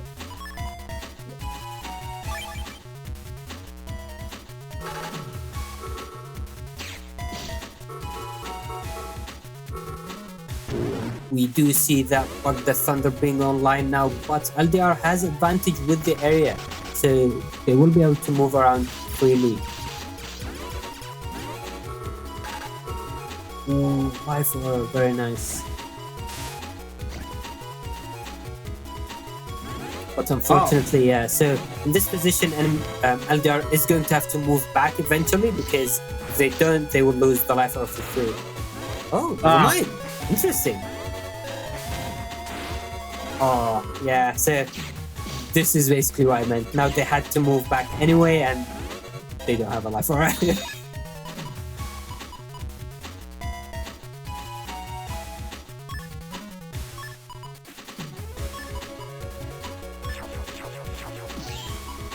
This time, maybe we'll be able to see that Justice 1 being used, because no perma hold. Ooh, interesting. So going with the uninstall on Heat Dragon instead of the machine gun.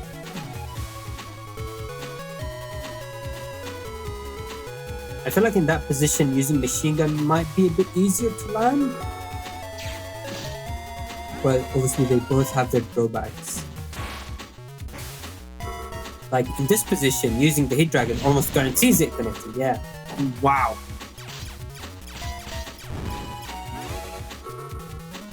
Ooh, very nice. LDR has very defensive turn, but these broken panels, I think that position what LDR could have tried to do is break these panels, so by the time the invis runs out, everything is fixed. But because in this position, they're now stuck with all these cracked and broken panels.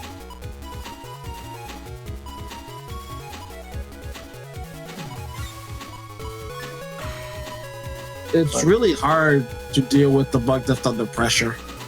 Yes.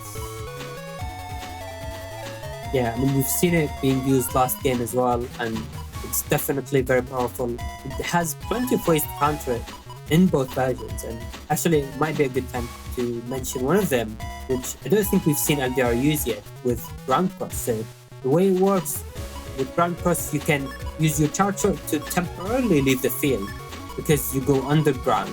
And the way that works with BDT targeting is if you're at the very back and use it and the BDT is at the very back, it causes it to start going off the field and completely miss.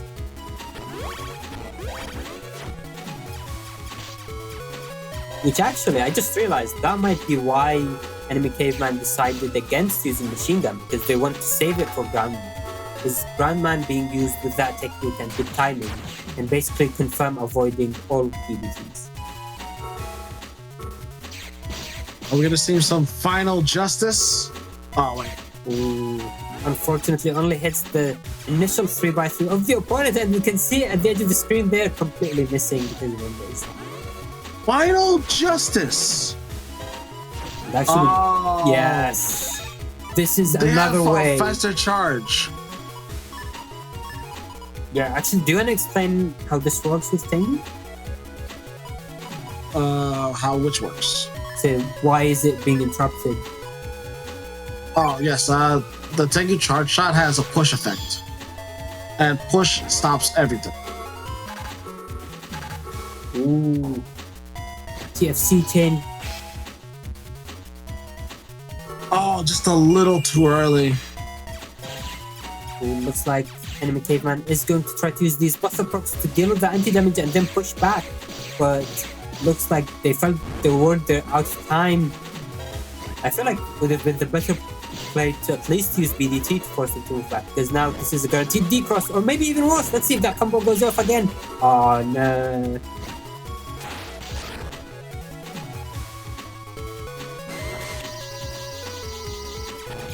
Unfortunate. And now actually LDR is stuck on these panels with no air shoes to move around.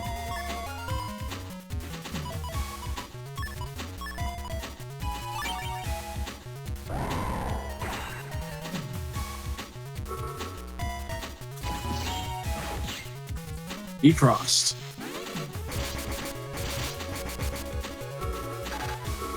Elements man is speed, very nice. Going to break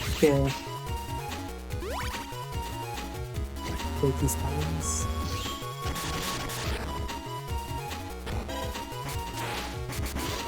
Here comes the bug that thunder. Wind rack. Oh, they got interrupted.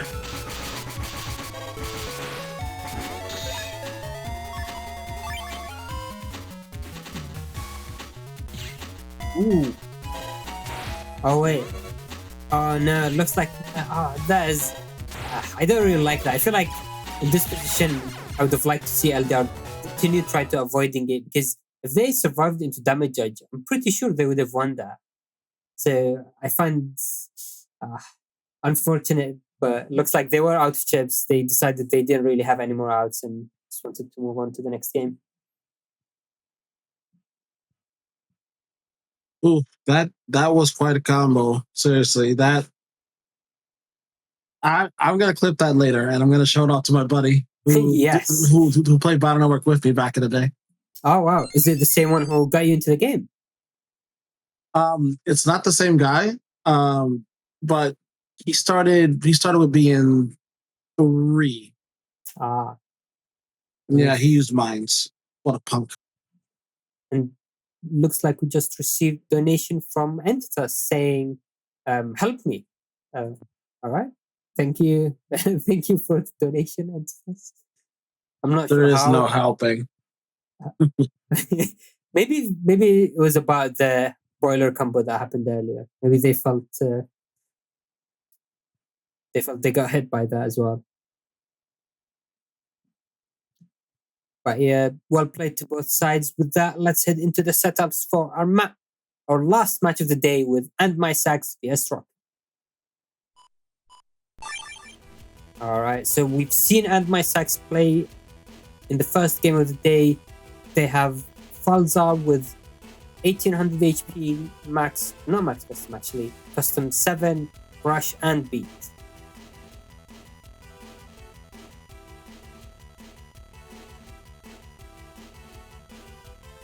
Whereas looking at Rocken, so we haven't seen Rocken play, and actually that's an interesting Navicus. It looks like they're going for somewhat of a standard cast, but with few variations. So they have extra attack in here as the individual parts instead of running attack max. But they also have E-code in their folder, so they are opting for a combination of both attack and some chip damage as well. That one green in the middle is just throwing me off. Like, just that one random green one right there. Yeah. Although, yeah. No, I was just saying, I wonder if there is a way to rearrange it, but I can't really see anything immediately. At least Rockin' does have bug stops, so it doesn't matter how messy, how many colors there are there. They are good to go. Although that does miss out on the small bit of benefits to having a bug might have, like the start of a turn being invulnerable or being invisible or being blind. Yes, it's technically 50-50% on if you start with a good status or a bad status. But yeah, I guess in this, I feel like people have been avoiding it lately. Almost no one is running it when it's fairly easy to add in because of all the differently colored HP parts you can have. Yes, bug can be fun. It's always a blast to see what you get. Though I see how Rockin' is rocking E-code. Ooh, Fireburn. Yo, I haven't seen Fireburn in a while. It's a fantastic fire chip that breaks panels. Yeah, definitely. I feel like it's one of the underrated chips, especially Fireburn 3. It does quite a bit of damage, can have the bonus on grass, and breaks decrosses, so very good. And it gets a buff from Heat Cross, which makes it even more dangerous. Indeed. We also see here Elec Pulse 2, which is Elec Pulse 2 is the one that pulls you in, right? Yes. Cool. If I remember correctly, Elec Pulse 2 doesn't cause blinking, it just pulls you in. Yes. And that combos up with Elec Sword on, so that's a pretty good combo right there. Yeah, so E-code has a lot of fun combo as well, especially when you add in Element Man series. So it looks like Rockin' this time is only running Element Man SP, which is the strongest one, and I guess Element Man Star. But it's definitely has a lot of fun combo potential. Barrier 100s. I see that Rockin' is opting for Barrier 100s instead of Invisible. Oh, interesting. So I don't think I've seen a completely replace Invisible before, but more people are starting to run Barrier 100s, and I think it's very interesting, especially if you have other things in the code, which in this case there are a couple of 300s as well. So people are aware the benefits to Barrier is that Barrier can block those small things that would usually go through everything else. For example, Erase Man. The only thing that can stop Erase Man is if you have anti-Navi up, because Erase Man has breaking properties to it, and it has cursor. So even if you have a trap on, invisible, only a Barrier and Aura will generally stop it.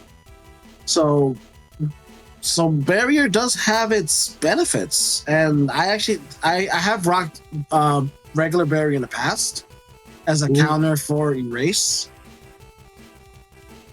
So it's cool seeing more people rocking Barriers nowadays. Yeah, definitely. Would Risky Honey stop Erase Man? Yes, Risky Honey would stop Erase, but that requires you to have having the chip up. In the case that I'm speaking of, it's usually either having it as defense passively, like a trap, or TFC. But yes, Risky Honey blocks everything except fire. And with that, let's head into our final match of the day and see how it plays out. Let's do it. Last operation. Set. Execute.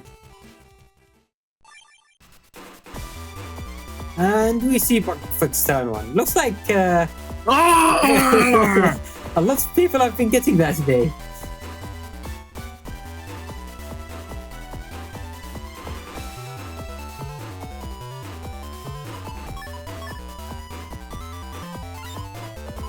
But yes, definitely what you want to see. Starting with Bugfix is very nice, but I still think it's interesting to see people using it as the first chip or holding onto it for a bit later. playerzero. Matt asked, does fire on risky only cause extra beams? And I don't believe it does, right? I don't think so, no. In fact, I think it has an interesting interaction where using real-time fire chips, I don't think applies blinking at all, whereas using time freezing would. I think that's Oh, wow. Maybe is it with the decross? I remember there was like special interaction with it. Whoa! Did you see that dodge? Ooh, yes, using conveyor panels.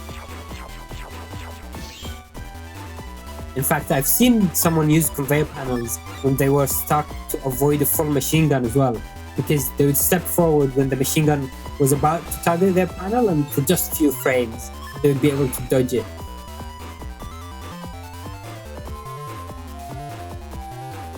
Definitely a rare thing, but very exciting to see it happen.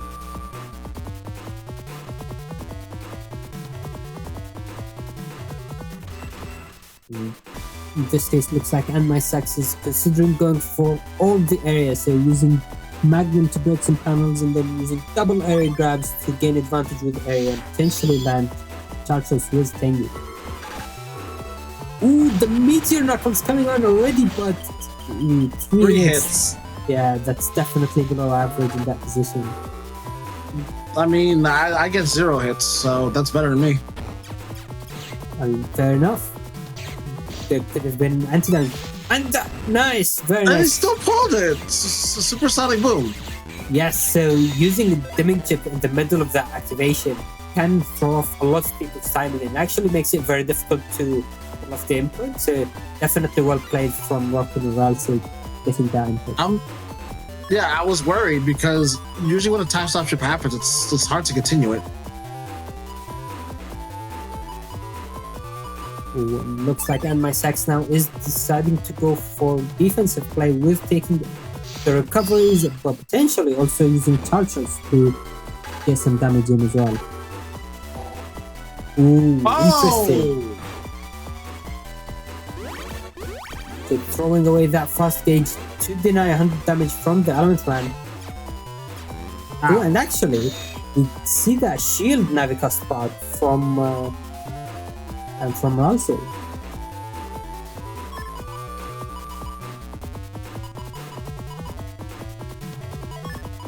I feel like shield is one of the underused but very strong Navica spots.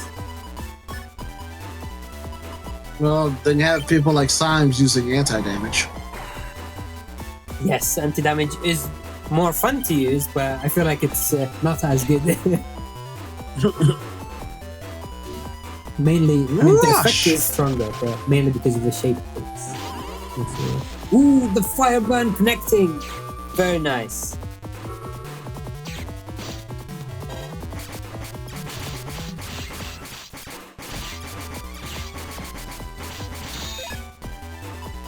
Feathers for everybody. Yes, and actually, I think this is going to be where the difficulty starts for Ralsei, because I'm not sure if they've used or seen the first fast gauge already, but they've already used up a lot of their damaging options, so now they have to rely on their buffer shots or try to get to damage judge with the other fast gauge if that's not been used.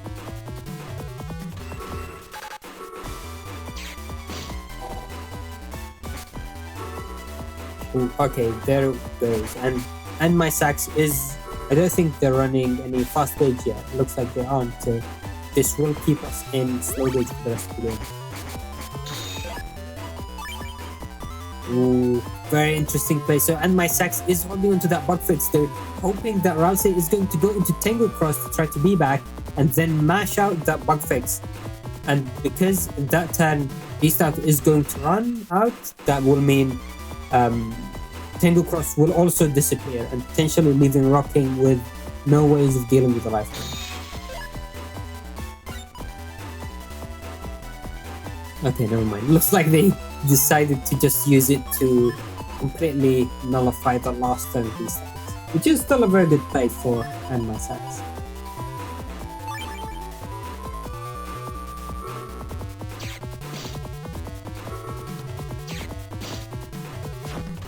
Nice. All the grab. area grab. Yes. And now the main difficulty is AndMySax needs to start getting in a bit more damage to try to win on that damage. The turns are flying by, and looks like AndMySax still has plenty of damage to go through.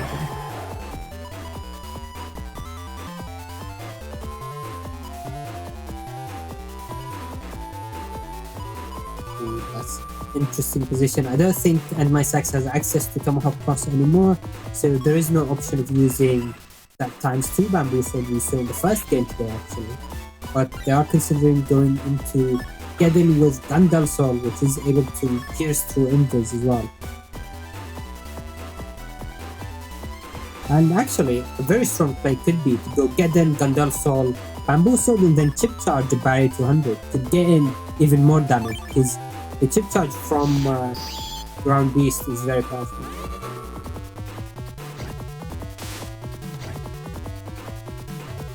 Nope. No damage from books, but they at least spawned it. Yes, so spawning the books is the only requirement to, or I guess one of the requirements to regain the area. Otherwise, Judgeman would just let your opponent have it.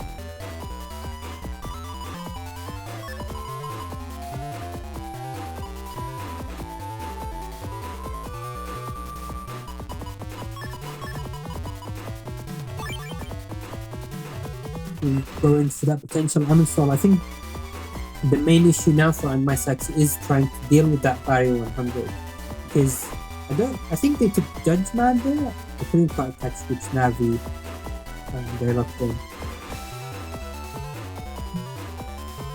Elementsman would obviously be ideal because that can deal with the barrier 100 from anywhere in the field, and then the machine gun can hopefully deal with that trap Ralsei has on.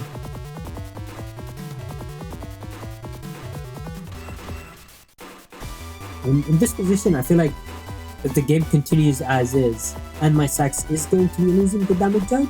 So the main win condition for them to go on from here is to try to land in as much damage as possible. And do keep in mind that Gandalf Soul doesn't actually count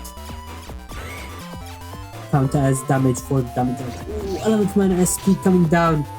240 damage. Ooh, into the eco combo. Very nice. playerzero, that's true? Gandalf Soul doesn't count? Yes, I'm pretty sure it doesn't, because it counts as XP drain, similar to poison panels and stuff like that. It wouldn't count towards damage. Oh, that's wacky.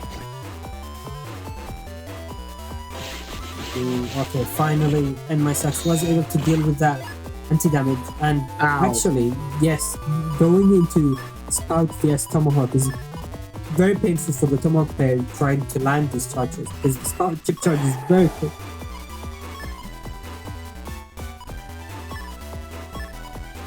Yep, when you lose your super armor, Spout Cross becomes a big danger. Oh, interesting. So, are we going to see AndMySax going for the Spout Cross chip charge? Oh, just barely stepping back to avoid it. And yeah, so using Gandalf Soul as is instead of the chip charge. Use Hub Badge! Get the air shoes! Yeah, to be honest, I feel like in this position, the Hub Badge isn't really going to add much. I mean, if there is a good place to chip charge it, I might even do that.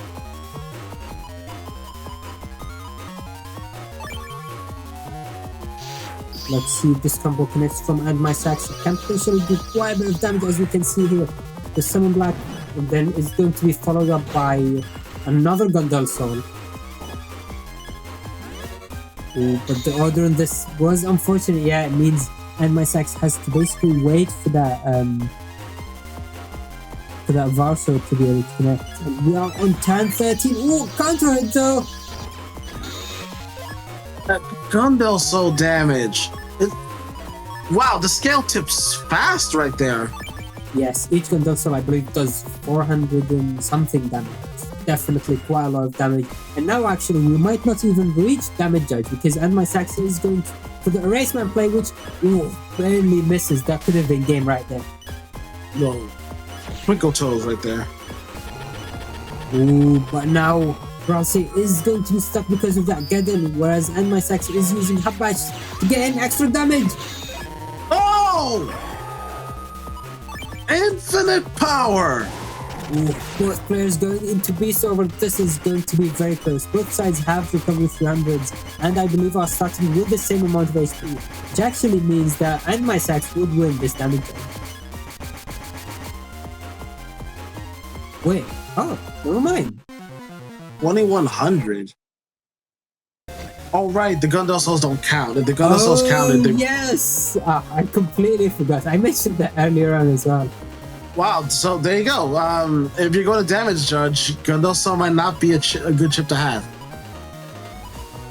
Wow, that's so weird to me, but it makes sense since being on Holy Panel doesn't stop Gundelso.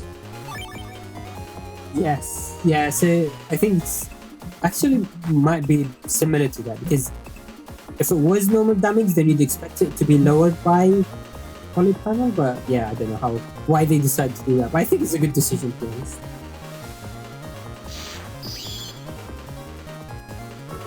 Ooh, very nice mind game play from Ralsei, going it.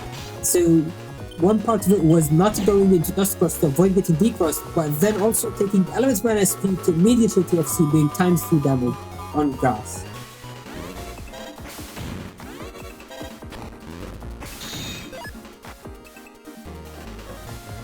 Urizaki in Twitch is asking if slow or fast gauge affect the timer in the last round, and the answer to that is no.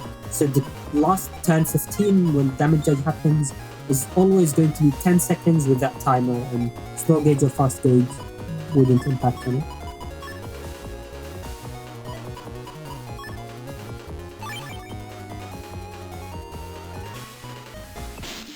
Ooh, machine gun immediately decrossing dust before the life orb could come through. This is actually a very rough start for AndMySax. Yeah, losing your dust so quickly hurts.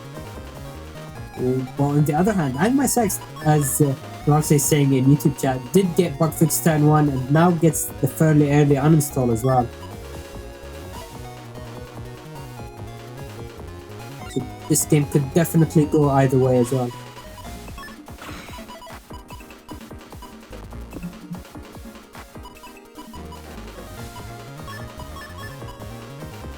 Going into Tengu is interesting, so maybe in this position AndMySax will want to try to land in some charge shots, or maybe it's to allow them free movement as well, not having to worry about broken panels. And actually that was a nice play from Ralsei, and another nice play using the Element Man on grass to deal with that life orb. Wow. Wow. 3 hits with uninstalled makes your game explode. It's a good thing that we're playing on Tango, right? Yeah, it definitely explodes your game. Yep. Yes, trust me, you do not want to try that on a real GBA. I mean, I think that if it hits 4 times, does that install your Windows computer as well? And your consoles. And the ooh. See, net battling is serious business. You don't want to get uninstalled just like that. Hey, look at that HP. It's elite. Nice. Nice. But this isn't a very nice position for Ralsei to be in, because they are all out in area. Ooh, very nice movement from AndMySax, allowing them to avoid the Elixir decross.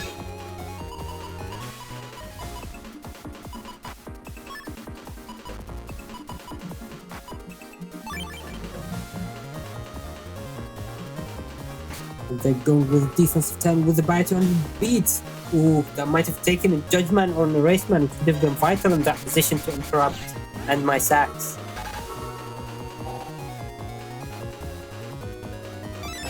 Ooh, the new vari is there, but AndMySax had so much defense that time with the barrier, invis. It would have been very difficult to connect with.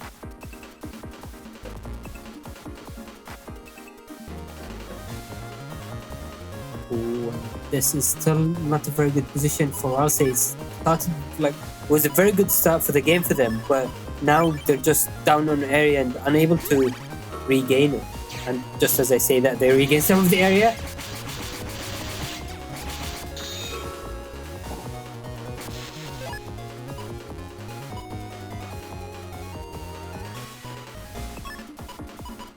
Ooh, actually, I wonder if Ralsei still has access to Tango Cross, because Tango Cross gives air shoes, which is a very good way of countering Geddons. But do keep in mind that there is that Summon Black as well, which is a way to counter Tango Cross. So the mind game is going to be very interesting to see when Ralsei decides to go for Tango.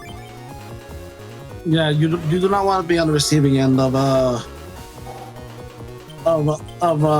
Summon Black. Yes, you definitely don't. And that was actually very nice value from that barrier. I think similar to the erasement situation you mentioned during the setups, where you can use that to keep your defensive chips.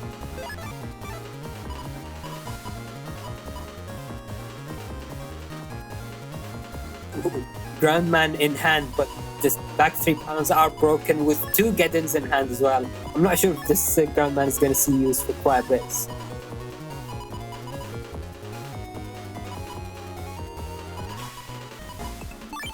Going with the Habbatch play into, I think that was an element pad?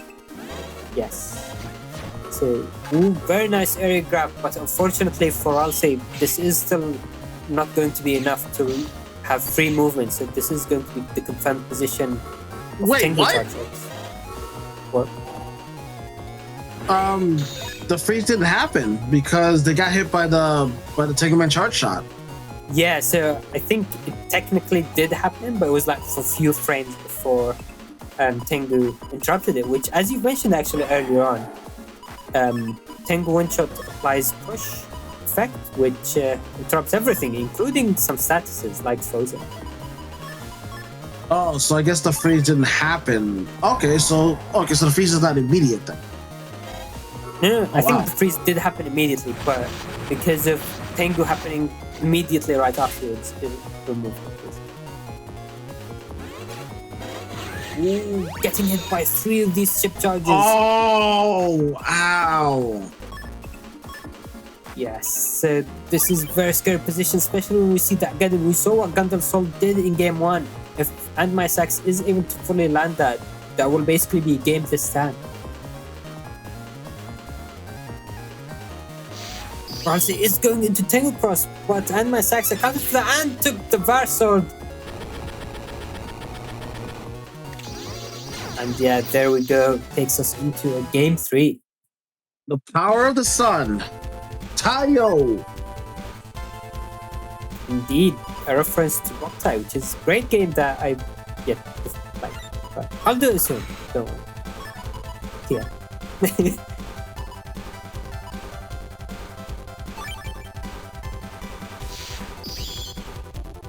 Ooh, going into game 3, looks like starting again with the cubes field. Very nice play from Ralsei using Barry 100 to deny that erase man. But unfortunately, by not going into Dust Cross, they will lose on these cubes by default. Round cross. Dust Cross. Yeah, that's what I said. Dust cross. Totally what I said. Yep, definitely what I also said.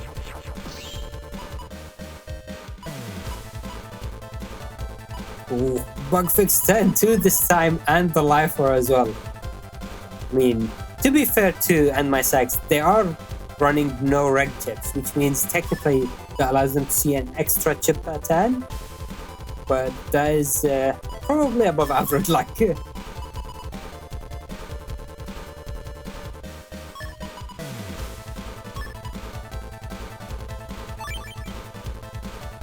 Shattercoin in Twitch is asking, what chip from previous game do you wish is in BN6? And to be honest, I think it's just the escape chip from BN1 because it would be very funny to see.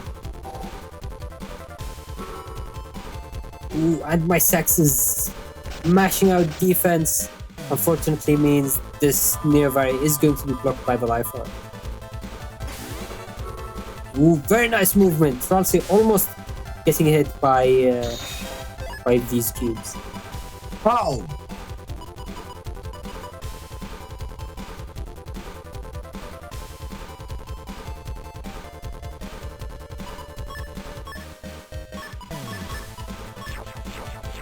And now AndMySax going for the maximum digging potential. Has access to full cast, which they are still in dust cost, so they might end up going for that, or maybe try to get more damage out of that summon block that connects. That can be potential 520, I think. D-cross. Nope, looks like for the immediate full cast trying to dig through. I mean, full cast in this position can also backfire on AndMySax. As we've seen in the first game, damage judge is definitely one of the win conditions for Ralsei if they can survive for that long.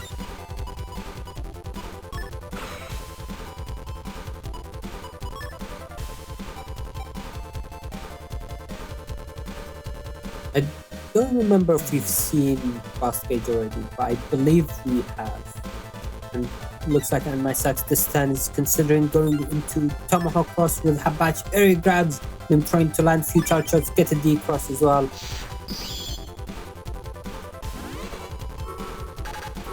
Barrier 200 would be very annoying for AndMySax to deal with because that charge shot takes quite a while actually. Ooh, oh, nice. And I think they did avoid it. Yeah, it looked like that connected, but that was actually a very nice time dodge from Ralsei. Yeah, it's kind of hard to tell.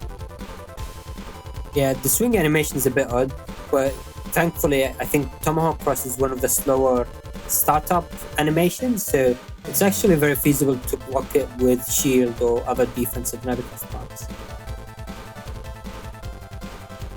I think one game I've had someone who constantly was blocking basically every Tomahawk charge shot I was doing.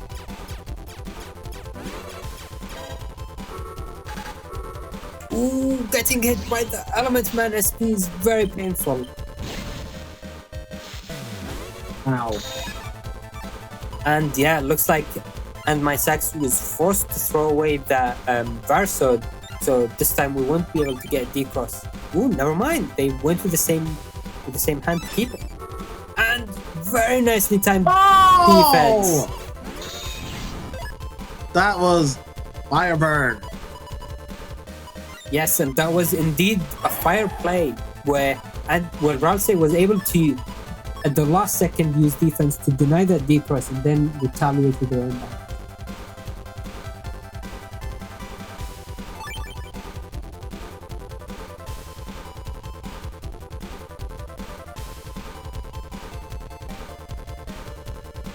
And this turn AndMySax is, so you might be looking at some of these turns and wondering why is AndMySax taking 1 or 2 chips per turn, and that is actually a fairly common strat to use with Fast Gauge because the turns go by so quickly. You really don't want to be taking chips and plugging your hand or having to spam chips and waste them. Ooh, avoiding that uninstall. It's always unfortunate when you miss that uninstall mock gun. Yes, it's definitely reactable, but I feel like sometimes it would benefit players to be a bit more patient to use it. But in this case, I think it still doesn't have that much of an impact on the game because Rockin doesn't have hub badge, doesn't have air shoes, so these Geddons are still going to do quite a bit of damage with Gundel Solid they connect.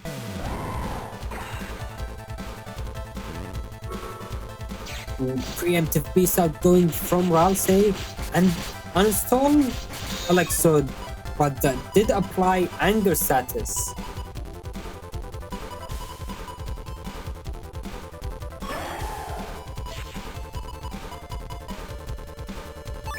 Let's see, is AndMySax looking to use that? No, so AndMySax have defense in hand, which actually that might backfire if there is a Judge Man. Yeah, there it goes.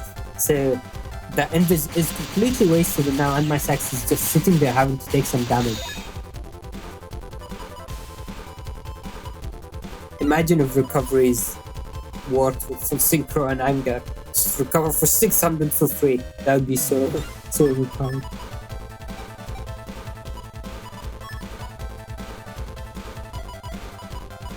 But thankfully they don't. Looks like AndMySax is going to use that one drag to try to get some value out of that ×2. And actually with the recoveries, both players are at around the same HP with 100 HP difference between them. We might see another damage judge game actually.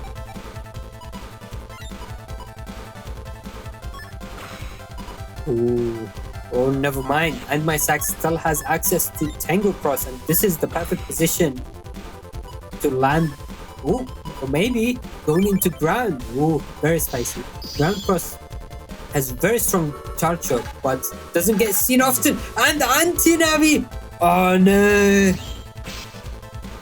Oh, That was very unfortunate. That might actually be a game-deciding moment right there. that's not fair. That happens to me too many times. Yeah, and actually, do you want to explain what happened there? Because some people might not be familiar with how anti-Navi works in that interaction. Anti-Navi activates immediately when your opponent uses a Navi chip, but if it's in a TFC, it automatically cancels whatever chip you were going to use. So you have to be careful when you have anti-Navi up, because you can lose precious chips like that. And that happens to me way too many times. Yes, and now Ralsei lost out on quite a lot of damage. That was potentially 600 damage or more coming out from that meteor punch. But now Ralsei is stuck with that one panel, going to take one of the highest damaging chip charges in the game with ground cross. Oh no! They used the Gundel Soul was too close. Yeah, so Gandalf Sol has to have the opponent being one extra panel away. And I feel like I kind of want AndMySax to go into Spark Cross in that position to get the Spark chip charges, but seems like that would have been a bad play because they would have been decrossed.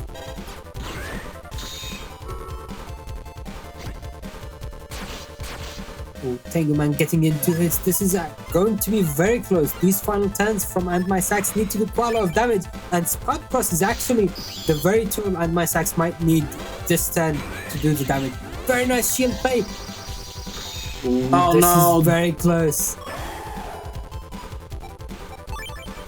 They messed it a little too fast. Yes, this time AndMySax is 100 ahead on HP, but is that going to account for the damage judge? I think it would, because I don't think we've seen AndMySax use Gandel Sol, but here we go, let's see who takes it. And yes, looks like AndMySax wins by roughly 100, a bit over 100 HP. Oh my gosh. Cannot believe it. Yes, that was definitely a very close game. That was.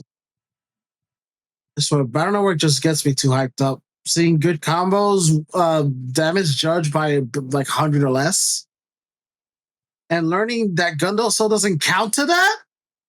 Yeah, it still blows my mind. Yeah. But yeah, definitely. That was a very close game. Well played to both sides. Well played to everyone today as well. A lot of very exciting matches.